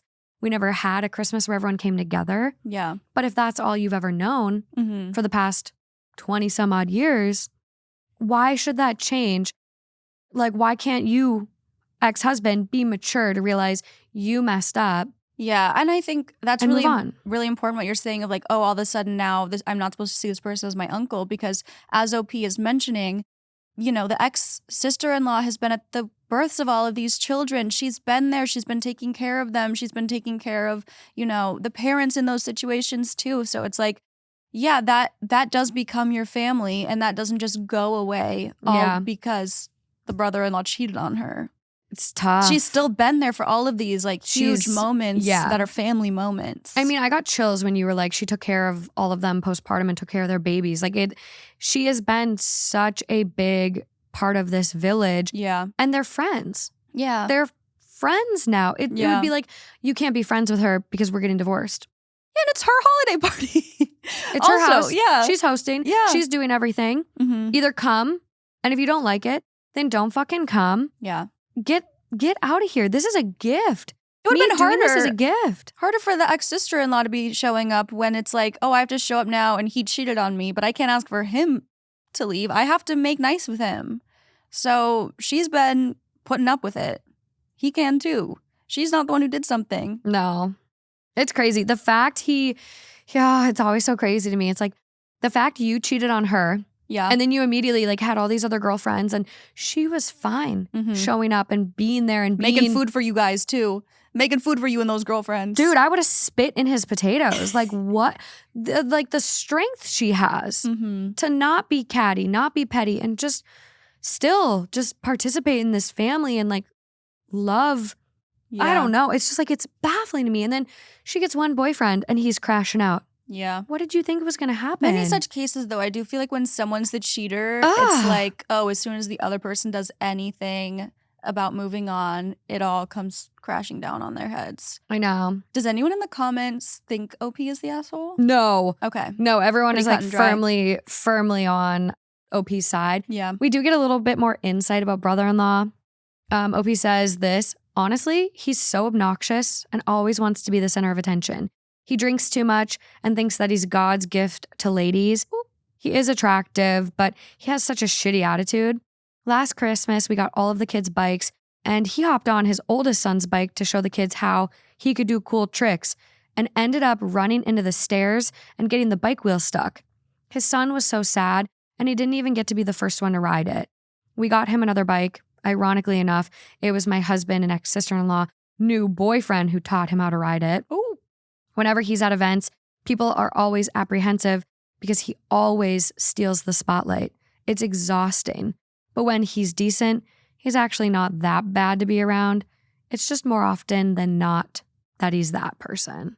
This is such a glimpse into like how some people are born into such a lucky position with family, and other people have to work so hard to like build something like that. Mhm. Because he can just be obnoxious, he can break things, he can be drunk and annoying, and he's still a part of the family and he'll still have that community. But this ex-sister-in-law, like, she's always showing up. She's cooking for everybody. She's teaching the kids how to ride the bikes, and like she could be exiled just for getting a boyfriend. And that really is so sad. I know, that double standard almost. And it's like, well, he's blood. But honestly, chosen family is a lot of times, it has so much more weight because you're choosing to love that person. You're choosing to like take them under your wing and like make them family. So it's like, she is chosen family at this point. She is family at this point. And his stupid decisions and them separating shouldn't impact her place within this family. There's one last comment here I'll read. OP says she was at the birth of all my children, and every time one of them were born, she would stay with me for weeks to help postpartum. She would be homeschooling her kids and helping with mine. My husband said that he would disown his own brother before he ever disowned her. My heart couldn't allow for me to ice her out. I just don't understand that. She's such a sweet person. I'm not saying she's perfect, but she's really so, so kind. Yeah. That's family. That's family. That's family. Not the asshole. Enjoy your vacation this year. And maybe circle back next year once people have learned their lessons. Yeah. And seen, hey, this is the glue. We're not going to disrupt this. She's like largely the reason they get to have such a close family. She's the one like putting these events together and making that magic happen. She's big part of it. A really big part of it. OP. Yeah, I mean OP for sure. Yeah, that's But like even sister-in-law. Yeah, like absolutely. they're kind of a little dynamic duo by the sounds of it. Yeah, I get why they're not attracted to each other. What's the word? Why they like each other? They're super connected. They're attracted. They are like they're similar platonic people. soulmates. Yeah. No, I really like it. There's a lot of comments here though that are really good. I mean, people are sharing their recipes. Someone says, okay, I'm also coming and I'm bringing dunk cakes. It's an upside down spice cake with the fruit layer being raisins, dates, apricots, and figs that have been soaked in brandy for 2 days. One bite and your pain in the ass brother-in-law will be passed out on the floor. Problem solved. And they give their whole recipe. This is so funny because on a Patreon episode recently, you and I were just talking about how we would love to be able to put together a recipe book of all the Two Hot Takes listeners, like family recipes. Yes. Like, that I actually tweeted that once asking for people's like favorite family recipe from like many generations. And I got like so many good recipes from that because like, yeah, you can go to the online cookbooks and like those can be amazing. But there's something about like everyone's favorite family recipe is so much more special. So special. And usually the family ones that have been around for a couple of years are so much better than anything you'll find because they've been tried and tested and this one not as sweet. Let's add a little more sugar next time. Yeah. So you'll see like lines crossed out and then it goes from like 1/2 cup sugar to like 3/4 cup sugar. And it's just like, I love a story.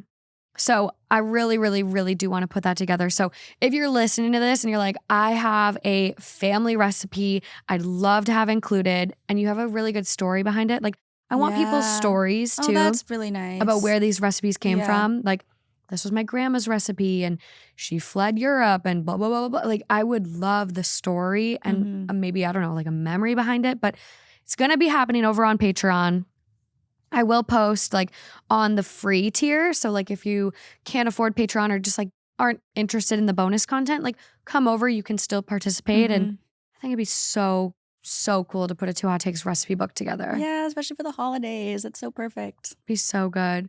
Yeah, it'd probably be done by the next holidays because it's going to take a little while to get through everything. But maybe spring. Maybe we can not procrastinate. Maybe we can get on it quick. But yeah, I think it'd be really, really good. So chime in with a family recipe. I'd really love that. Yeah. What one are you going to put in? I feel like our biggest family recipe is the chocolate pie my dad's grandma made. Ooh. And that's the one that I told you. The handwritten on mom, the cake tier. I love that. I'm so excited to hear what your mom thinks about these stories. Michaela's mom listens, you guys. And then she'll call me about it. Yeah. She had a hot take on that cookbook story. I know. We've had a few cookbook stories recently. I know. Was she worried about our take? Was she? No. She agreed with us. Okay. But was she worried initially when we were kind of slow to get there? No, I think she's always on our sides. That's why I love her. Thank you so much for coming on for these holiday stories. Happy holiday. I love it. Two Hot Takes holiday. Let's go. Happy holidays, guys. On to the next one. Okay, we got Lauren here. Woo! Coming in with some more holiday hot takes, huh? I guess. Yeah. We'll see. You are wearing a blanket that looks like my shirt. Yes. I'm like, okay, here we go.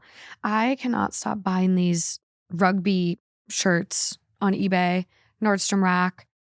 I'm obsessed. They're cute. You know, I like them. the I like boxers that you got us for your wedding, I Yeah. wear those to bed all the time. They're honestly the So- best boxers They really because are. they're boxers made for girls. Mhm. They're from, I think I got them from like American Eagle, and they're just so comfy. Mhm. Okay. Here we go. Hopping into some more holiday stories. This one I've been saving for you because you have coworkers. You work in like more of a traditional setting Mhm. these days. And so I figured this would be a good one for you. And everyone's been asking for more work stories. Gonna have a work theme coming at you very soon. So if there's any stories you want to see, send me a message, drop the link in the comments. But this one. I'm nervous. This is coming from AITAH, and it's titled, Would I be the asshole if I tell my coworker he can't participate in Secret Santa due to his conditions? Okay, so I'm hosting a Secret Santa at work. It's an employee-run event, no managers involved, and I've been the one to host it for the past few years. I made up some questionnaire slips, sent out an email, and started handing out slips to those that wanted to participate. One of my coworkers, we'll call him Trey, who I actually really get along with, can be difficult at times, and has chosen my hosted event as one of those times for some reason. Anyways, here's how it went down. I hand him a slip since he participated last year, and I assumed he would want to play again. He took the slip from me and then asked me, can I buy someone a gift and not get one? I told him, no, it doesn't work like that. Someone is going to draw his name and they're going to want to get him a gift. He told me to just put in someone's name who doesn't want to play. And I said, they don't want to play though, so I'm not going to do that. You either play or you don't. There's no in between. This just makes sense in my head.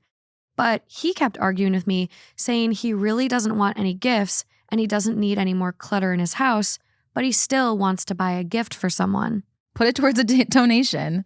Another coworker overheard our conversation and kind of called me out for it, saying, quote, damn, just let Trey give someone a gift and put someone's name in at random. Someone gets an unexpected gift and Trey doesn't have to receive one. I really hate the idea of this, but I told Trey that I would think about it. That just makes no sense to me. I'm not going to put a random person's name into that hat, and I'm not going to start asking around who wants to get a gift but doesn't want to buy one. I feel bad because I want Trey to be able to play and participate with us, but I don't like getting pushed into changing rules and making exceptions for people. In my head, the way I set it up is the way the game is played. You either play or you don't. Am I wrong, though? Should I let him donate his gift to someone else? Well, okay, actually, I said put it towards a donation, but I just realized that kind of takes away from the game because the idea is someone else might also like to like buy something specific for Trey. Yeah. So that's kind of like the fun of Secret Santa is like not only getting a gift, but like thoughtfully picking something thoughtfully for someone. picking Yeah. something. So I actually understand where OP's coming from. But what I do think is that Trey could also, if he has a lot of clutter and he doesn't want the gift, then go and donate the gift. Literally. I don't know why both of them are being so obstinate Exactly. over Yeah. something so Simple and dumb. Yeah. Like, Exactly. genuinely, like you're creating They're like this probably a like ruckus in your office. $15 gifts. Like it's not, it's for fun. Yeah. So like let it be fun. Yeah. It's not, it shouldn't be that serious. No. Or like, don't do Secret Santa. Do like a white elephant dice game instead. People that want to play, bring a gift. And then like Trey could walk away from the gift, you know, at the end. Because it's not so like geared towards people you're not, specifically. Yeah, exactly. You're just buying something. Right. And then whatever is left at the end that people don't want gets donated. Yeah. Like that's another way to do it where it's not as like targeted then. Mm-hmm. But it is kind of like I get where Trey's at because it's like, I think a lot of us are like, no, I want nice things. Or, you know, my family is notorious for like the dice game. And we used to do dollar store dice game Mm-hmm. because like people didn't want to spend money. Yeah. But then at the end, you're left with like a can opener Yeah. and a box of crayons that aren't Crayola and don't really write that well. Yeah. And like just stuff you wouldn't need. So then we That's upped cute, it though. to like, I think it's now our limit is $30. Mhm. But now people are buying they're buying things from like TJ Maxx that original price is 30 but cost them 15. And you can tell they're $15 things because that's like, it's a scam. They were never meant to be 30. They were Yeah. always supposed to be 15. Yeah. So That's so funny. I hate the injustice of a dice game. I actually can't stand You it. really do. Every year I get stuck in a bad dice game. And so this year I just said I'm not playing. But that's why this is so funny because it's like a full circle because you're like, why are they taking it so seriously? It's just for fun. And then now you're like, I'm taking it all I will seriously. not take this injustice. No, I just think it's not that serious. If you don't want something, don't play your office Secret Santa. Instead, donate. Yeah, or just like buy a gift for somebody. I don't know. Go do I don't know. There's It's so a weird many, thing. Yeah, there's so many ways to get involved. And like by the time you're hearing this episode, it'll be too late for this year. Also, what if Um, someone gets you a gift that you really like? I know. Maybe they noticed something you needed around the office. Maybe you said you were cold all the time, so they're gonna buy you a nice little sweater. Yeah. I don't know. But there's so many ways to like give someone a gift and have it be meaningful. There's Operation Santa that USPS does. And there's I think he just probably wants to be a part of the game and wants to Yeah. wants to be included and wants to give somebody a gift. I think that's where he's at. Like more so than just like wanting so badly to like buy a gift and like give it somewhere. I think he wants to be like included, you know. then his name gets put in, and at the end of the day, he can donate his gift. Exactly. There you go, Trey. Exactly. Come on. Yeah. Both of these people, why are they being so weird? Top comment. Why don't you recommend that Trey ask for a donation to a charity for his gift? He could write down that he doesn't need anything and ask for a modest contribution made to a list of charities. That was my first thought, right? Remember? But at the same time, I do understand like somebody might be like, well, I don't want to be told what to get somebody. Like I want to play Secret Santa and do my little present hunting. I want to buy a Santa face. Like I want, like, you know what I mean? So I'm like, if somebody told the person what to get them, it kind of takes away from the game as well. True. And someone does say here, like, someone needs to talk to Trey. Some people don't realize how difficult they make things for others. I'm assuming you are doing this on top of your actual job. Him adding ridiculous Their full-time caveats job. to make your voluntary job harder instead of just thinking of something he could do tells me a lot about his personality. And that coworker that overheard has even less of a sense than Trey. Another coworker saying, damn, just let Trey give a gift to someone and put someone else's name in at random. Someone gets an unexpected gift and Trey doesn't have to receive one. Like, isn't that exactly the issue Trey is having? He doesn't want a gift. And so the coworker's brilliant solution is to gift someone else a gift they don't want. Also, what if there's 20 other people in the office and now someone who didn't contribute to Secret Santa randomly gets a gift and the other 19 people are upset? I didn't get a gift. I didn't get a gift. I don't think people will. If they do, that's. Oh. But Morgan, like they can't. Like they. People are crazy. But maybe they are crazy. But like you need to, when you're in a setting like that in work, like you need to kind of tame your crazy. You know, Lauren, I've gotten people have been like pissed off when I was doing OT. People are pissed that they came to the company lunch potluck late and didn't get a cupcake, and they actually like stormed out. Wow. People are nuts. People at Lululemon got pissed and pouted when they didn't get assigned to the pant wall. I don't know what that means. It was the best job in the store. Yeah, because everyone wants their pants. That makes sense. It's all adding up. Checks out. Yeah. You know, I mean, yeah, you might be right, but at the same time, that would be kind of crazy. Like, I think we're all adults. We don't have to be like that inclusive. Like we should be inclusive, but like if we decide to give somebody a random gift who didn't ask for a gift and then like there's 19 other people being like, where's my gift? It's like, dude, we don't have to be that like inclusive. We're getting a little too crazy with it. Yeah, like I'm sorry. You guys just need to like maintain your feelings like that. Well, and that's the thing for Trey. It's like, Trey, participate or don't. Yeah, exactly. Like if you want to feel good for doing something, then go donate your money. Yeah.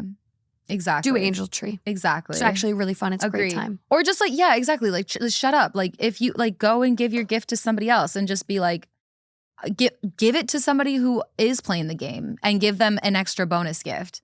They'll probably love it. There you go. There you go, Trey. They're the winner of the game. They'll be so happy. There you go. And then other people might feel left out, but we don't have to be that inclusive. We can sometimes give one person a extra little thing to make their day. I like it. We do get an update. Okay, let's do it. Hey guys, this issue has been resolved. You can see some of my replies for the full story. In short, I've asked him to handle the logistics of his gift, and I'm going to let him play. The post is still getting some traction. I was going to ask the mods to close it, but I really enjoy reading about people's work Secret Santa experiences, so keep the stories coming. I'd like to say a few things and some points that keep getting made. One, just let him play and don't put his name in, and then just one person won't have to buy a gift. It takes the fun out of the game for most people. Like we saw with Trey, pretty much everyone wants to buy a gift for someone. That's why they play. Getting gifts is always fun too, of course, but we all love to buy gifts for people, and I'm not going to take that away from someone. Yeah. 2, I pressured him into participating when he didn't want to. That's goofy. No, I'm not even going to read that one. 3, have a raffle for whatever gift he gets. My response, to be frank, I just really don't want to set this up. Yeah. I was pressured into doing the Secret Santa by my coworkers again because I've done it in the past and no one else will really organize it. But I'm extremely busy at work right now and I have so many issues. Last year with managers getting involved, I didn't really want to have to do it again. Before you all say I shouldn't have done it again, I'll explain myself a little. For one, it started as an alternative to an absolute terrible job our company does for their Christmas gifts. It ends up being a lottery every year, with some people getting huge flat screens and others getting a dog bowl. We started doing Secret Santa as our own way of taking control and making things fair and fun, and also being able to further bond with each other. It's a small company, we're all pretty close, especially us hourly folks. 2, the company is shutting down on December 31st, and this is a way for us to kind of go out on a high note in regards to our friendship and work relationships. Some of us may never see each other again. It's been a great bonding experience for us in the past, so I figured we should do it one last time while we can. Well, I've rambled on long enough. Thanks for listening, everyone. You're welcome. Yeah, OP has another comment. Basically, I told him that he could choose to find someone to put in his place or write down to donate to a charity in his name. He is thinking about putting another of our coworkers' kids down for fun. I'm going to let him participate so long as he gets it figured out on his own. There we go. There you go, Trey. There we go, everyone. Wasn't that hard, was it? Come on. That was fun. That was good. Next one. Well, Let's see if it's just as fun. cute little petty problems. Love it. Love it. This one is coming from Am I the Asshole? 16 days old. Titled, Am I the Asshole for telling my friend that proposing is not a suitable Christmas present? I have a friend who I'll be calling Harry. Harry and I have known each other for over a decade. We're in our early 30s. He was a part of my own wedding party, and 99 times out of 100, he's an all-around great guy. Harry has been dating his girlfriend for around 4 years. She's an absolute diamond and brings out all of the best qualities in him. Aww. A couple of weeks ago, Harry confided in me that he was planning to propose to his partner over Christmas. She's very family-focused, and he is setting it up so his parents unexpectedly visit them. They're doing Christmas with her family this year, early in the morning, and he will propose during present opening in front of his and her parents and her siblings and their partners and kids. When chatting about arrangements a couple of days ago, Harry made a throwaway comment about the engagement, saving him some time in relation to the rest of his Christmas shopping. I asked him what he meant, and he said that since he was proposing, he hadn't planned to get his partner anything else for Christmas. I said that the two were not mutually exclusive.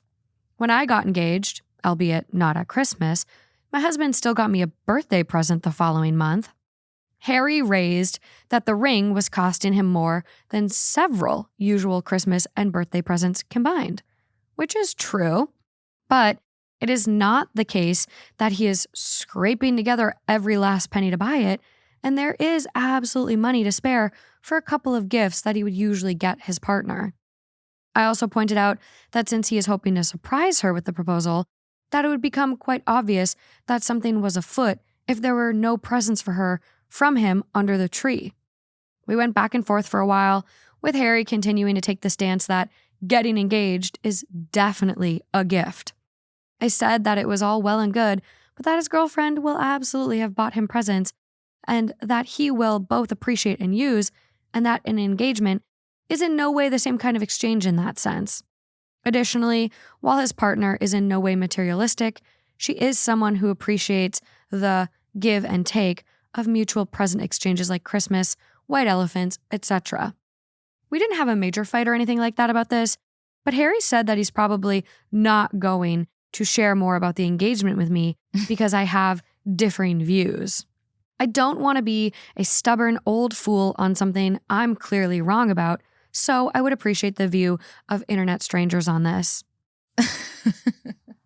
Well, first of all, it's not necessarily OP's place.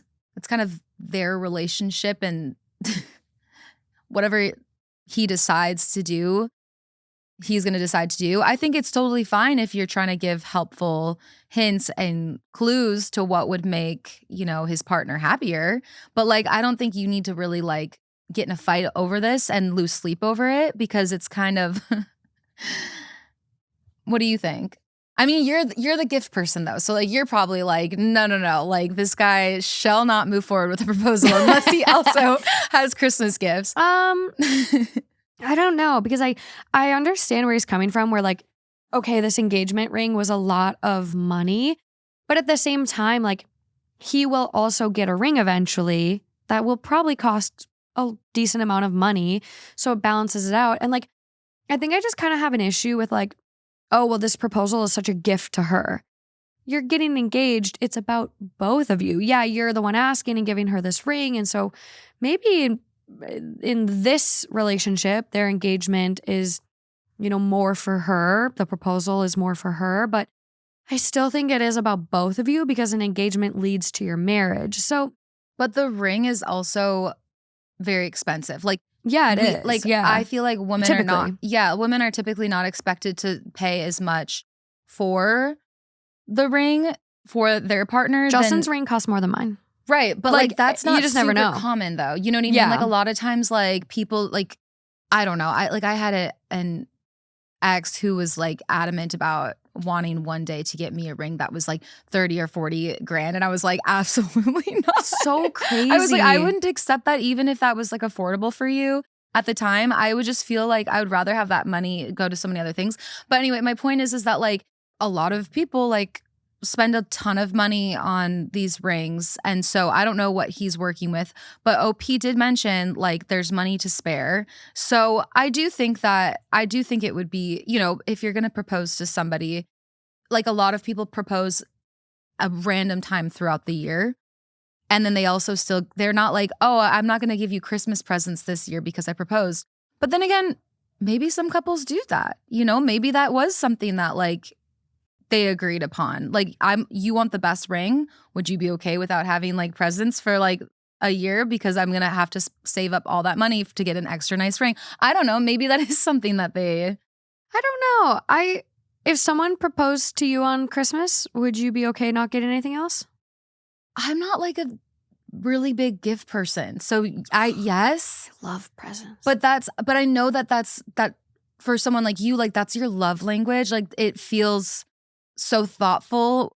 And I don't know. That's like not really my thing. So I think I would be happier if they gave me a gift on top of it, because I like opening presents. I think it's fun to unwrap stuff.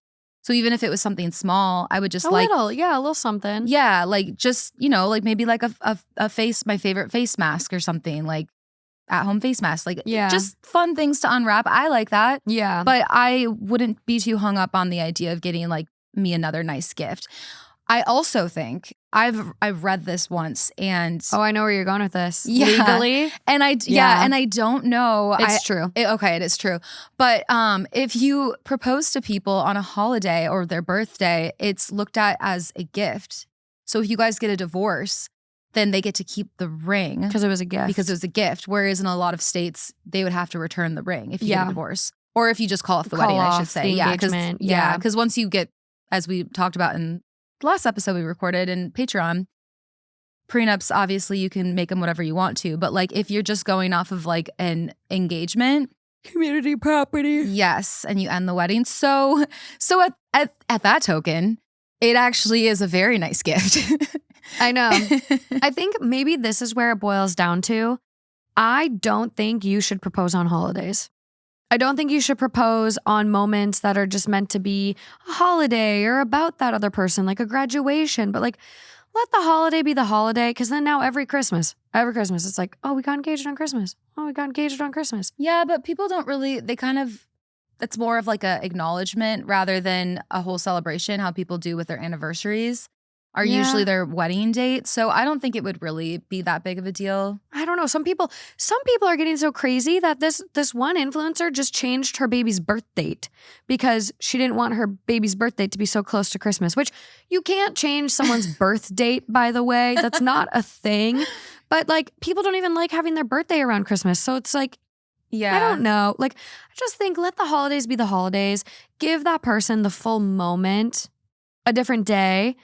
And I personally, I would be annoyed. Because, like, why are you skimping out on my Christmas presents? If you would have picked a random Tuesday, I would have still got Christmas presents and I would have been engaged. Yeah. Well, so why are you messing with me now? Why are you taking away presents? Oh my God. You crack me up. Morgan is like, whenever I lived with her, she'd like always order something from somewhere. So Anywhere. It could be a regular piece of mail I got. And she'd be like, "Ooh, presents." And I'm like, "Oh, someone sent you something?" She's like, "No, it's from me. To me, from me." Presents. I love presents. I just love them. I don't know, they just make me feel good. It's like one little like dopamine hit as you open that tape. Presents. I have like such a, I don't know, I have a really bad like buyer's remorse, and then I have like a hard time with like space and like where I fit everything. So I just think I that return like, a lot of shit. Yeah. I hate returning. But I'm so bad at returning. So then I end up sticking with it, and then I end up not using it, and then I feel guilty. It's this whole thing, which is why I think that I'm a little bit like averse to it all. Yeah. But I get it. Like I do, you know, like I'm wearing this ring that you got me, and like this ring, it doesn't take up space. It's so cute. So if you give good gifts, you're fine. Yeah, like I know, I understand the concept of like gift giving feeling really good because this like made me feel good, you know? So like I do understand that concept. It just doesn't come as like common and as often for me. So that's why I'm like, me and Morgan have always been like a little bit like, we've always known this, that we're a little bit different in that aspect. For sure. But that's why like I love us discussing this story because I'm like, I don't think I would care. But like I looked at Morgan, I'm like, but I think you would. I know. But overall, this one, I don't think you're the asshole for pointing out that this might be tacky to not gift her other things. I also do think she would know something's up then, 100%, especially with his parents rolling up. And like, if you want it to be a surprise, I don't even care if they're fake boxes. If you really don't want to gift her something, put some fake ass boxes under the tree.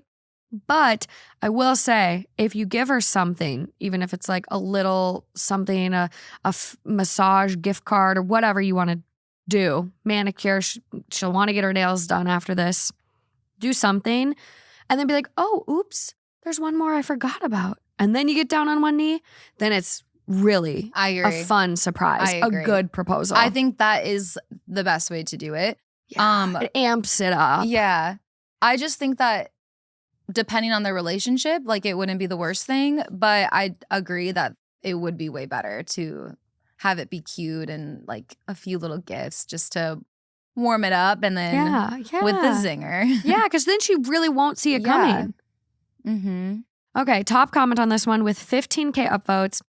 I'm just reading it now and it's like, it's kind of what I felt. And someone goes, not the asshole. I think the idea that proposing is a gift from him to her as opposed to a mutually joyful step forward for both of them is a bit distasteful. And this comment down adds on it, that's how I'd feel about it. I got engaged at my birthday party and I still got a Switch 2 from him. The engagement is a mutual celebration of our love, not a gift to me.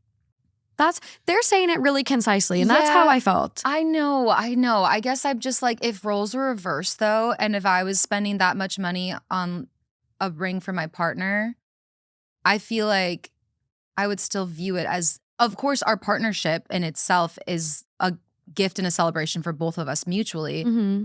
But that amount that you spend on saving towards that ring is still this like special gift. Might have to do a poll on this one.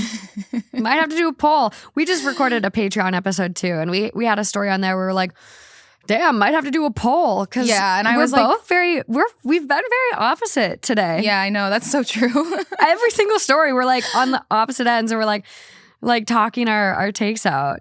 I don't want to do the poll. I don't want people to all just like just dogpile me. I don't want that. And they probably will. So like let's not do that. And I agree, and I do agree with you. I do agree that like having like the gifts is nicer. Again, some people do have the conversation though, like, hey, like if you want an extra nice like ring, like are you okay with us not like exchanging gifts? Yeah, then have that conversation. Yeah. Or like, I think for me, I think you need to have a conversation about the engagement ring your partner wants before just doing it. I don't think engagements should be total surprises. Like, I think you should at least have a conversation of like, where do you see us going? Do you want to get married? Do you like, blah, blah, blah, blah. Like Yeah. you should be on a similar page. And I get wanting to maybe have a surprise and pick out the ring, but like that person has to wear it. Mhm. So for me, I was very involved. I didn't want a real diamond. I think real diamonds are a waste of money. I wanted a moissanite ring. Mhm. And so my ring was really like cost effective. Mhm. Yeah. Mhm. Yeah. Mhm. Frugal. Yeah. And I just think like, again, who's this ring about? Like, does she even care if he spends that much? No, maybe she'd want a moissanite so she actually gets presents at Christmas. Yeah. So like, I don't know, but I think it, again, like people just kind of keep pointing to the attitude of it. Precisely. It's not even about the gift or lack of, it's about the mindset. Mhm. Yep, the mindset of I'm the gift you are getting. Well, okay, but I also think we're hearing this from OP, a friend. For sure, not even Yeah, not even the actual Harry. like the guy. And so I'm like OP, I don't know, he might have just been defensive because he's like, my friend is telling me like how I need to show up for one of the biggest moments in my life. And now I worked so hard to like save for this ring and I'm so excited about it. And Yeah. I like and now he's telling me that I'm not enough. And so now I'm getting defensive. Like maybe he was like feeling like you don't know my relationship. Like you don't know my life. Like maybe that's why he like responded that way. And then like OP's retelling. I don't know. Like, Yeah, that's a very valid point. I bet you anything Harry's going to go out and buy gifts after this conversation. Yeah. He's probably just was defensive and was like, shut up. feeling Don't, a like, little shameful. Yeah, like you don't know me. Like don't like no, what I'm doing is right. And then he's probably gonna go and be like, God damn it, and go and like buy a bunch of presents. Like that's what I'm picturing in my head, which is why I think that I'm just like, this conversation in itself sounds just like two people just like bickering and one person being defensive because it is a really big moment. And like you have to save you don't have to, like obviously there's affordable options, but it sounds like he did save a lot for this ring and it's probably really like nerve-wracking. And so I think I just wouldn't be surprised if he got defensive because of that and then is actually gonna like go and do take something. his advice. Yeah. Yeah, I'd be very curious. A lot of people are like, to be honest, this would be a deal breaker for me. It unearths some underlying attitudes that I would not want to be stuck with for the rest of my life. Plus, it makes it look like a shut up ring in front of everyone else. Embarrassing. You know, Disagree with that. I just am like, if this was coming more from like the source, then I could have more of a read. But it's like, I honestly don't know how that person got there. Like that seemed really aggressive where it's like, it's a shut up ring. yeah. Like, you have no information about their relationship Right. at all. Like because he's proposing at Christmas and chose not to buy an additional present, it's a shut up ring. Right. That's a reach. That's Right. That's actually not even a reach. That's you pulled it out of your ass out of thin air. Yeah. Like that's weird. Right. Yeah. That's So that's what I'm interesting. saying. I'm like, it's hard to really like come down hard on this guy because it's not even coming from him. This is just like a friend retelling a story. And I just think that like if it were to be me and I were to have like saved up and been really like nervous about a really big moment and then my friend were to be like kind of being like, what are you thinking? I might first knee-jerk reaction get defensive too. For sure. But overall question, am I the asshole for telling my friend that proposing is not a suitable Christmas present? No, you're not the asshole. Like, oh yeah. I think it's your friend. Yeah. He was your groomsman. You're Right. close enough to where you can be like, hey buddy, get her another present. Yeah. Not the asshole. Agreed. There is a little bit of an edit. OP quotes, he shouldn't propose to her in front of others.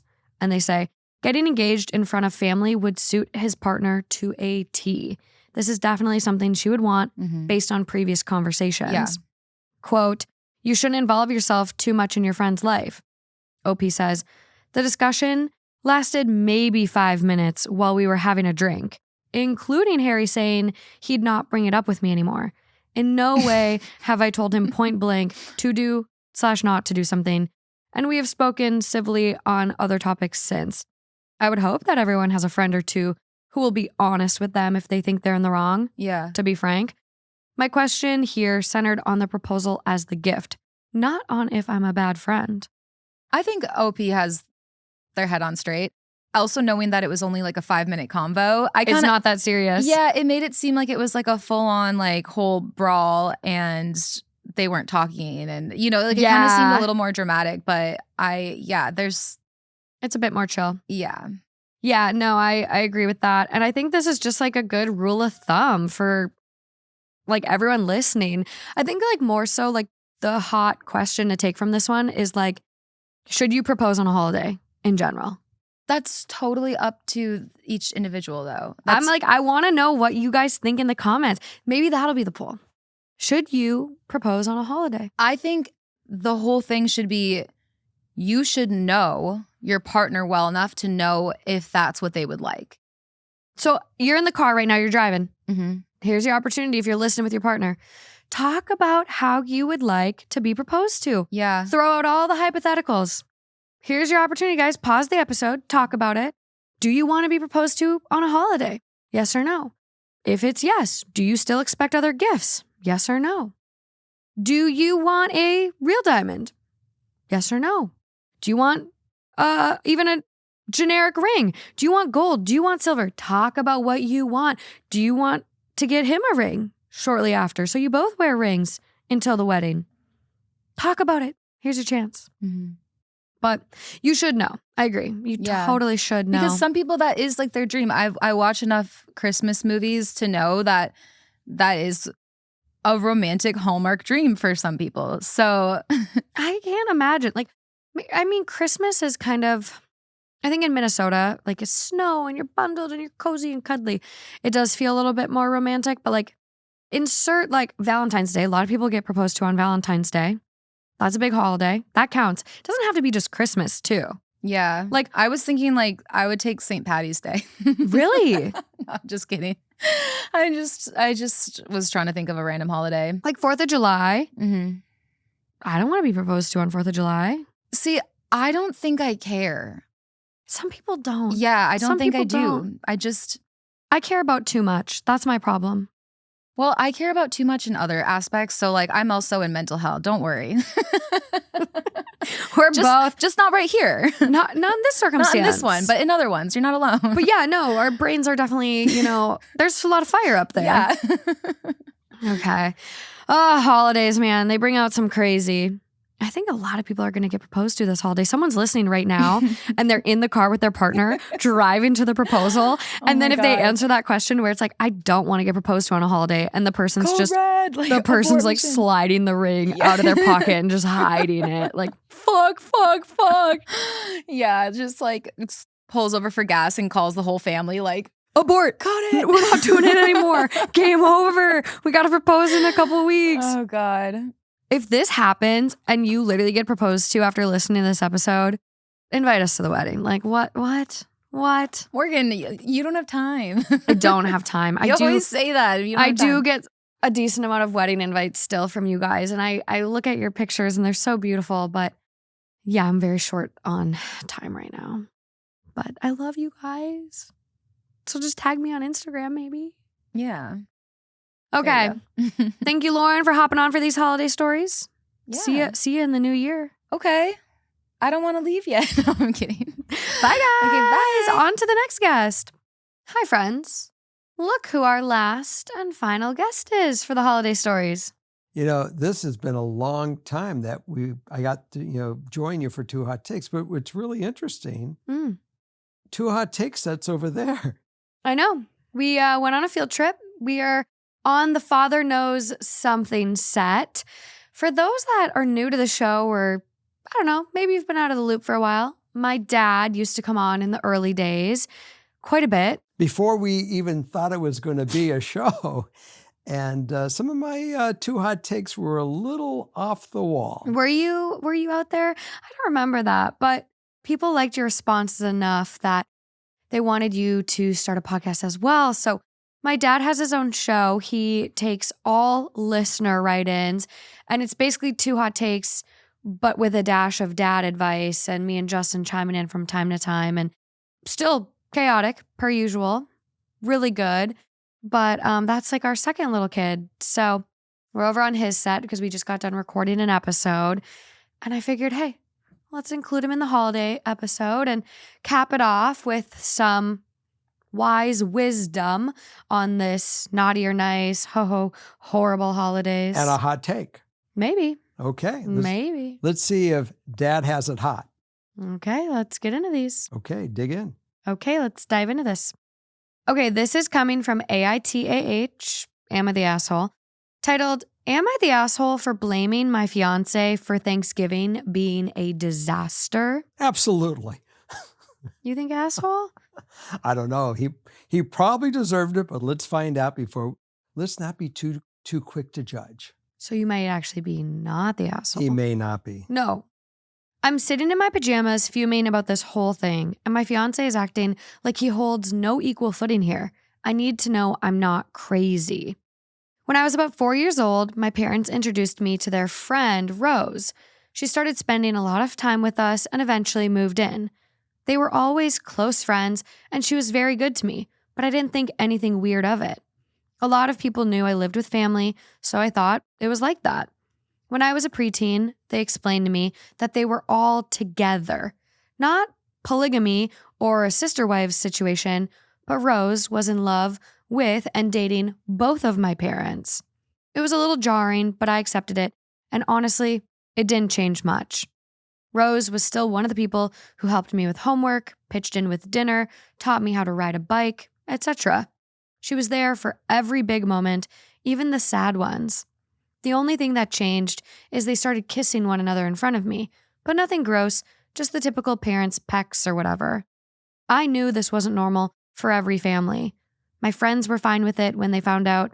Not all of their parents were as understanding or accepting, but we were old enough that we could see each other outside of our homes, and it didn't impact me a whole lot socially. Twice, I had a boyfriend who found it weird, but it was revealed early on in our relationship, so it wasn't a huge heartbreak. I've been with my fiance for the past 3 years. We've been engaged for 1. When we started dating, I explained to my parents, and he was cool with it. He's hung out with them and spent the holidays with us. His family lives across the country, and they haven't been able to fly out to visit much. We've only afforded 1 trip there since I started dating him. The first time I was meeting them, I asked my boyfriend to tell his parents about my parents and Rose, and asked him to let me know what they said. He told me that they were completely fine with it. Every time we saw each other, it never came up specifically, but I would mention Rose in passing, and no one batted an eye, so I figured all was fine. This year, his parents were able to fly out for Thanksgiving. My fiance and I were hosting. My parents and Rose were coming too. Again, I don't think much of it. Everyone's under one roof, everything's nice and merry. Then at some point, I go to check on the food, and when I come back, things are noticeably awkward. Fiance's parents, my parents, and Rose all look uncomfortable. Fiance looks annoyed. I ask what's wrong, but no one will tell me. I awkwardly announce that it's time to eat. The meal is quiet. Outside, my parents and Rose are engaging with me. Fiance's parents leave for their hotel as soon as we're done eating and don't even bother to stay for dessert. I'm even more confused. My mom eventually pulls me into the other room and explains that while I was checking on the food, she, my father, and Rose were talking about a trip they're taking. Fiance's parents looked confused, and Fiance's mom asked, quote, "Rose is going with you?" My mom said, "Of course," which seemed to disturb them. My mom then said she explained that they were in a relationship together, and that even further disturbed them. Somebody wasn't being, clear. My mom told me that she was hurt that I lied, that his parents were okay with them. It wouldn't have changed that they came, but they would have been more careful to not make it awkward. I told them I didn't lie at all. My fiance had told me they were okay with it. She apologized for accusing me, and I apologized that she went through that. She, my dad, and Rose left not long after that. My fiance and I got into a huge argument after this. You think? He said he didn't know how to tell them, so he just didn't. I told him he's been lying to me for 2.5 years and put everyone in an uncomfortable position. I asked what his parents thought, and he had told them Rose was my aunt who lived with them to save on rent. I asked him what he expected to happen.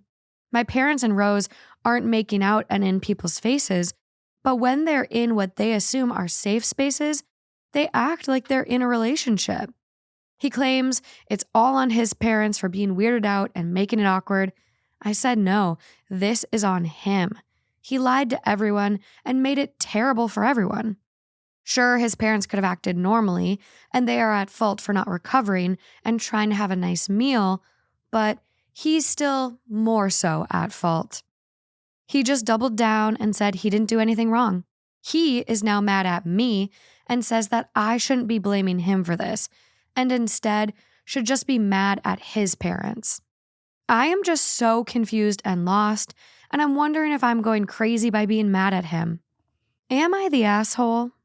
Well, I gave that answer in my first sentence. You actually were thinking he was not the asshole. No, he is the asshole. You do think he's the asshole? Absolutely. Okay. Why? Why do you think that? Well, he lied. He didn't come clean. So my question really is, who fixes this mess? I think he needs to. Absolutely. He's got to be the one to go in there, and he's got to go do what he should have done in the very first place and fess up and say, this is might be a more common than what we think in our lives with people, but this is definitely something that's going on in this family. And don't be rocked. Be prepared for what it is. And if you have questions, ask your questions. And whatever it is, I mean, we're family. Look, this couple's getting married. Yeah, I mean, they're going to have children. OP. Well, they may not now. I don't know if they're going to make it to the altar after this one. This is a pretty big deal. This is a very big deal. This is a pretty big deal. Because it goes back into truth. And, do you believe your partner? What else are they going to fucking lie about? I know. Well, the thing is, too, it's like it should be on him to go and fix this. But can he even be trusted? Like, first and foremost, you need to go and clear the air with your parents and just be like, hey, guys, I didn't know how to tell you. They're all together. That's how it is. And I think he needs to apologize to her parents too. Absolutely. Because that's uncomfortable. Like, you're going in, you think it's a safe space. And they even said, like, we just would have been more quiet about it. We wouldn't have made it awkward. They're not in the wrong at all. He really did mess up by lying. And for 2.5 years. He is clearly the asshole. There is no doubt about it. And he's got to fix this thing. If he's going to be in a relationship even if she allows him to stay, there's a lot of fixing to do here. For sure. For his family and her family. And the only one that has to do apologies here is him. And he has to own up to all of it with everybody. He better be prepared to take the heat and show what kind of man he is and how strong he is to do it, because she is totally clear on this. And so are her parents. I mean, her parents have... It's their life. That's right. This is acceptable to them. We live in a country where you can do what you want as long as you're not hurting anybody else. And they're not. They're very open about this, and they have a love, and that should be respected. Yeah, I agree. I mean, a lot of people are kind of having more mixed reactions than I would expect, but overall, I'm seeing that most are leaning not the asshole. AITAH doesn't have a bot that takes all the votes and determines it, but here's a comment that OP does respond to.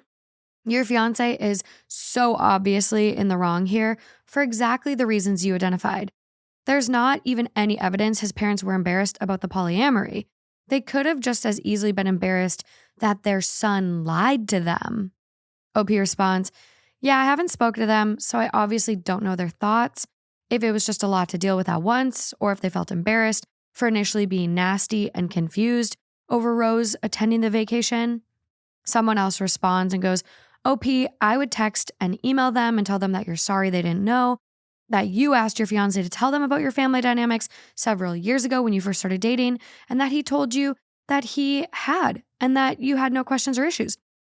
But again, I don't think it's her place to go and be like, your son was lying to you. I told him to tell you, blah, blah, blah, blah, blah, blah, blah. It's really on him. And if he is unwilling to fix it, Done. this isn't someone you want to be with. He's Done. cowardly. Done. Wrap. The thing is, What do we call it? Say it with me. what? DTD. Which means Dump the dude. We all know DDD. Dump that dude. If he can't be honest, he can't man up to this. He did it. yeah. And you know what? This is not normal. Like, this is not the typical, usual thing you encounter. So to be a little surprised, yeah, I get it. But again, like, it's none of their business. And even if he would have told them and they had a bad reaction, then you just know how to navigate it going forward. You don't do shared holidays. You seat them on opposite sides of the venue at the wedding. But you need to be transparent and honest. It's when we date someone for 2 years, we know their family. We've talked to them. They kind of know the dynamic they're going to walk into. I'm surprised that she didn't have conversations or that they didn't even ask her about it.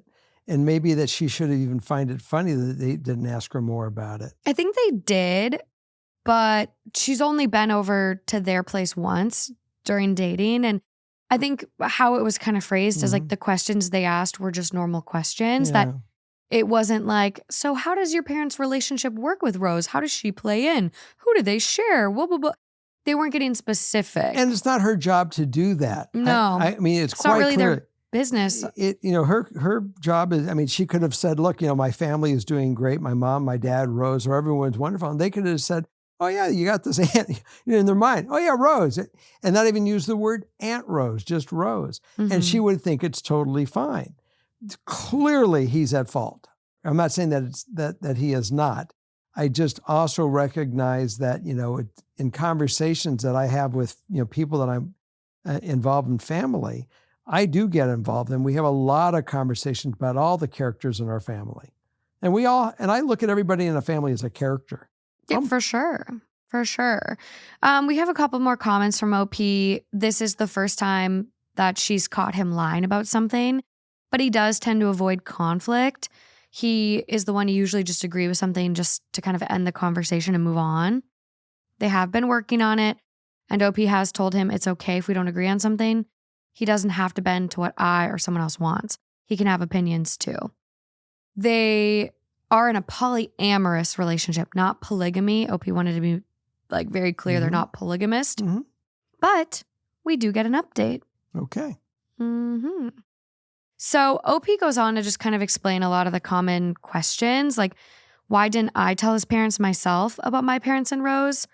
This was a decent point. While I don't believe it is my fault for what occurred, I did understand the POV that this was my situation, my family, and it's something at minimum we should have done together. I guess when it comes to situations like that, people's parents finding out about my own, usually friends, they just do it for me. It's not something I ask them to do. They usually ask me permission before our families meet, and I say yes. I thought it would be easier if my fiance told them before our arrival, so it wasn't just me word vomiting, hi, nice to finally meet you. By the way, my parents are in a polycule. But looking back, yes, I can acknowledge I should have offered to tell them as a couple. That being said, if he felt that uncomfortable doing it alone, I wish he would have told me. He should have told her. This was, again, she has no ownership of this at all. He said, I did it. He could have easily said, I can't do it. Do it with me. Yeah. He could have done that. Well, OP does go on to add point number 2. Do his parents think that my parents and Rose are related? And so OP is now like, oh, they assumed Rose was an aunt. My mind went to family friend, but Jesus Christ, realizing they probably thought this was a flowers in the attic type situation. No shit, they freaked out. So they're probably actually thinking that maybe Rose is related and an actual aunt versus a family friend that got the term aunt. Well, I don't know what they think, but the bottom line is he, at this point in time, the minute after this whole fiasco started, he should have been within 5 minutes at his parents' hotel telling them, I'm sorry, Mom and Dad, I failed to educate you properly. I was told to do this 2 years ago, and I am wrong.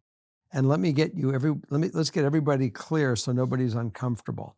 He had that obligation to do within 5 minutes after this event, and he still has not done it. Yeah. So here's the actual update, you guys. We do get beyond the clarifying there's more? points. Of course there's more. Oh my. Anyway, on to the update. As per point number 2, I realized the context that they were lacking may be playing a part in all of this. So early this morning, I texted and asked if we could meet up and talk. They were all for it. I went without my fiance, as we still weren't really talking. We met for breakfast, and the first thing I asked was for them to give their side. As most of you expected, the weirdness and judgment they were giving was because they assumed Rose was my mom's sister. They actually seemed relieved when I explained the whole story and are supportive. They want to properly re-meet my family, which I said was sweet. I didn't want to get into the whole, I don't know where your son and I stand, as that wasn't their problem. However, his mom did clarify, so my fiance's name knew the whole story this whole time and lied. Yes, the shithead lied. Your shithead son. I was honest and said yes. I said maybe I should have made sure he actually told them, but his dad actually interrupted and said if he promised to tell them, then it was on him to say it. They were both very disappointed in him. They actually said what a lot of you did. Even if he lied for all this time, he should have spoken up when things got awkward and smoothed out the situation. He still failed. Or even grabbed me too. They felt even worse, but I told them it wasn't their fault. Given the context of the situation, I don't blame them for acting weird. The meeting ended on a positive note. We're all supposed to have lunch later on, but given everything with my fiance, I didn't feel great about going, so I had him go alone. I told his parents ahead of time, and they understood. When fiance came back from lunch, he apologized. He said he wasn't sure how to tell them and kept meaning to. He also kept hoping it would naturally come up. I pointed out it wasn't that he just didn't tell them, he actively lied. Of course, they never suspected Rose was anything more than an aunt in my stories, because that's the lie he planted.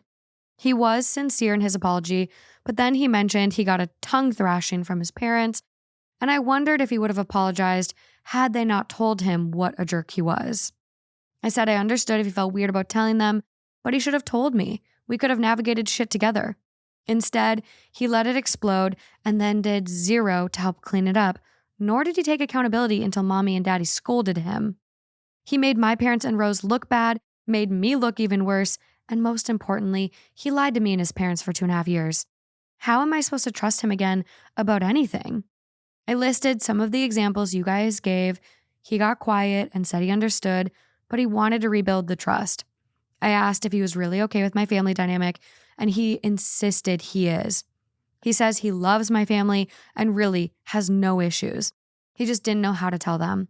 I said I want to believe him, but you can never fully trust a liar again. He asked what we could do to fix this. I said I needed time. He offered counseling, and I said I'd consider it. We had started planning our wedding a few weeks ago, but that has been put on hold indefinitely. I had been living with him since the engagement, but I'm back with my parents and Rose for now. I have to decide if this is something I can live with going forward. It's only been a few hours, so I genuinely have no idea if I can forgive him for this and move on. One person said, hopefully this will be a funny story one day. Remember the Thanksgiving where your parents didn't know who Rose was? And I don't even know if I could ever get there. I love him. I thought he was my person. I don't want to throw it away, but I need some space. If we move forward with the relationship, we will absolutely be going to counseling. I told him even if we break up and I don't go, he needs to enter therapy for his conflict avoidance. He didn't disagree.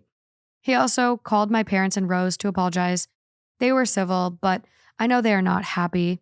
Fiance's parents, however, invited them out to a do-over dinner before they head back to the West Coast. And with my blessing, they're going. It'll be nice if they can be friends after all of this. That's where we are. Everything is so fresh, and I still don't know what I want yet. I'm going to take the holidays to reset and rethink about a lot. Thank you for all the advice. We definitely want to watch for these updates. Mm-hmm. See what she does too. Because oh, yeah. I mean, this is super fresh. this is a trust issue, and she has handled this with such grace. And a lot, yeah. I mean, totally in control of who she is and what it takes to get it done. I know. We like this woman. We do. And I mean, it is tough. It's really, really hard when a lie like just shakes you to your core in your relationship. And it's like, how do we get that back? But, they're still pretty young. I shut my computer thinking I'm ready.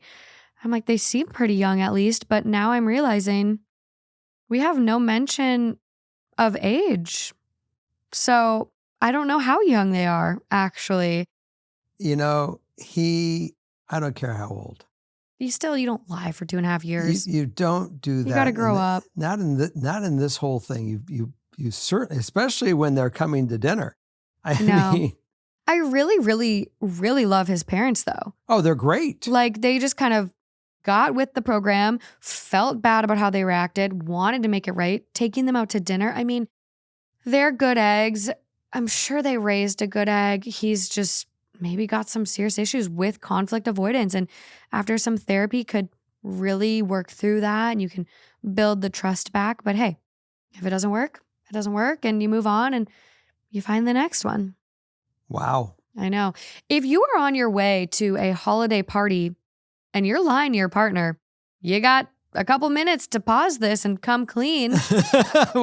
I would recommend it. Come clean, guys. That's all I got for this episode of Two Hot Takes. I believe this is the last episode of 2025. So I finished 2025 for you. You did. Won't see you until the new year. We do have an episode coming on the 1st. No days off this year. Worked through the wedding, worked through the holidays. Love you all so much and just want to make sure you're fed. If you want even more content, come over to Patreon. We've got 3 amazing bonus episodes this month. Come over to Father Knows. If you haven't seen Father Knows, check it out. We have 182 episodes, I think, now. Are you sure? I'm pretty close. God, I keep shutting this computer and it's like, why? Why do I bother? That many? Mm-hmm. We've got 246 episodes of Two Hot Takes right now. Mm-hmm. Father Knows has 181 episodes. But I shot a couple that aren't there yet. So you're at 183.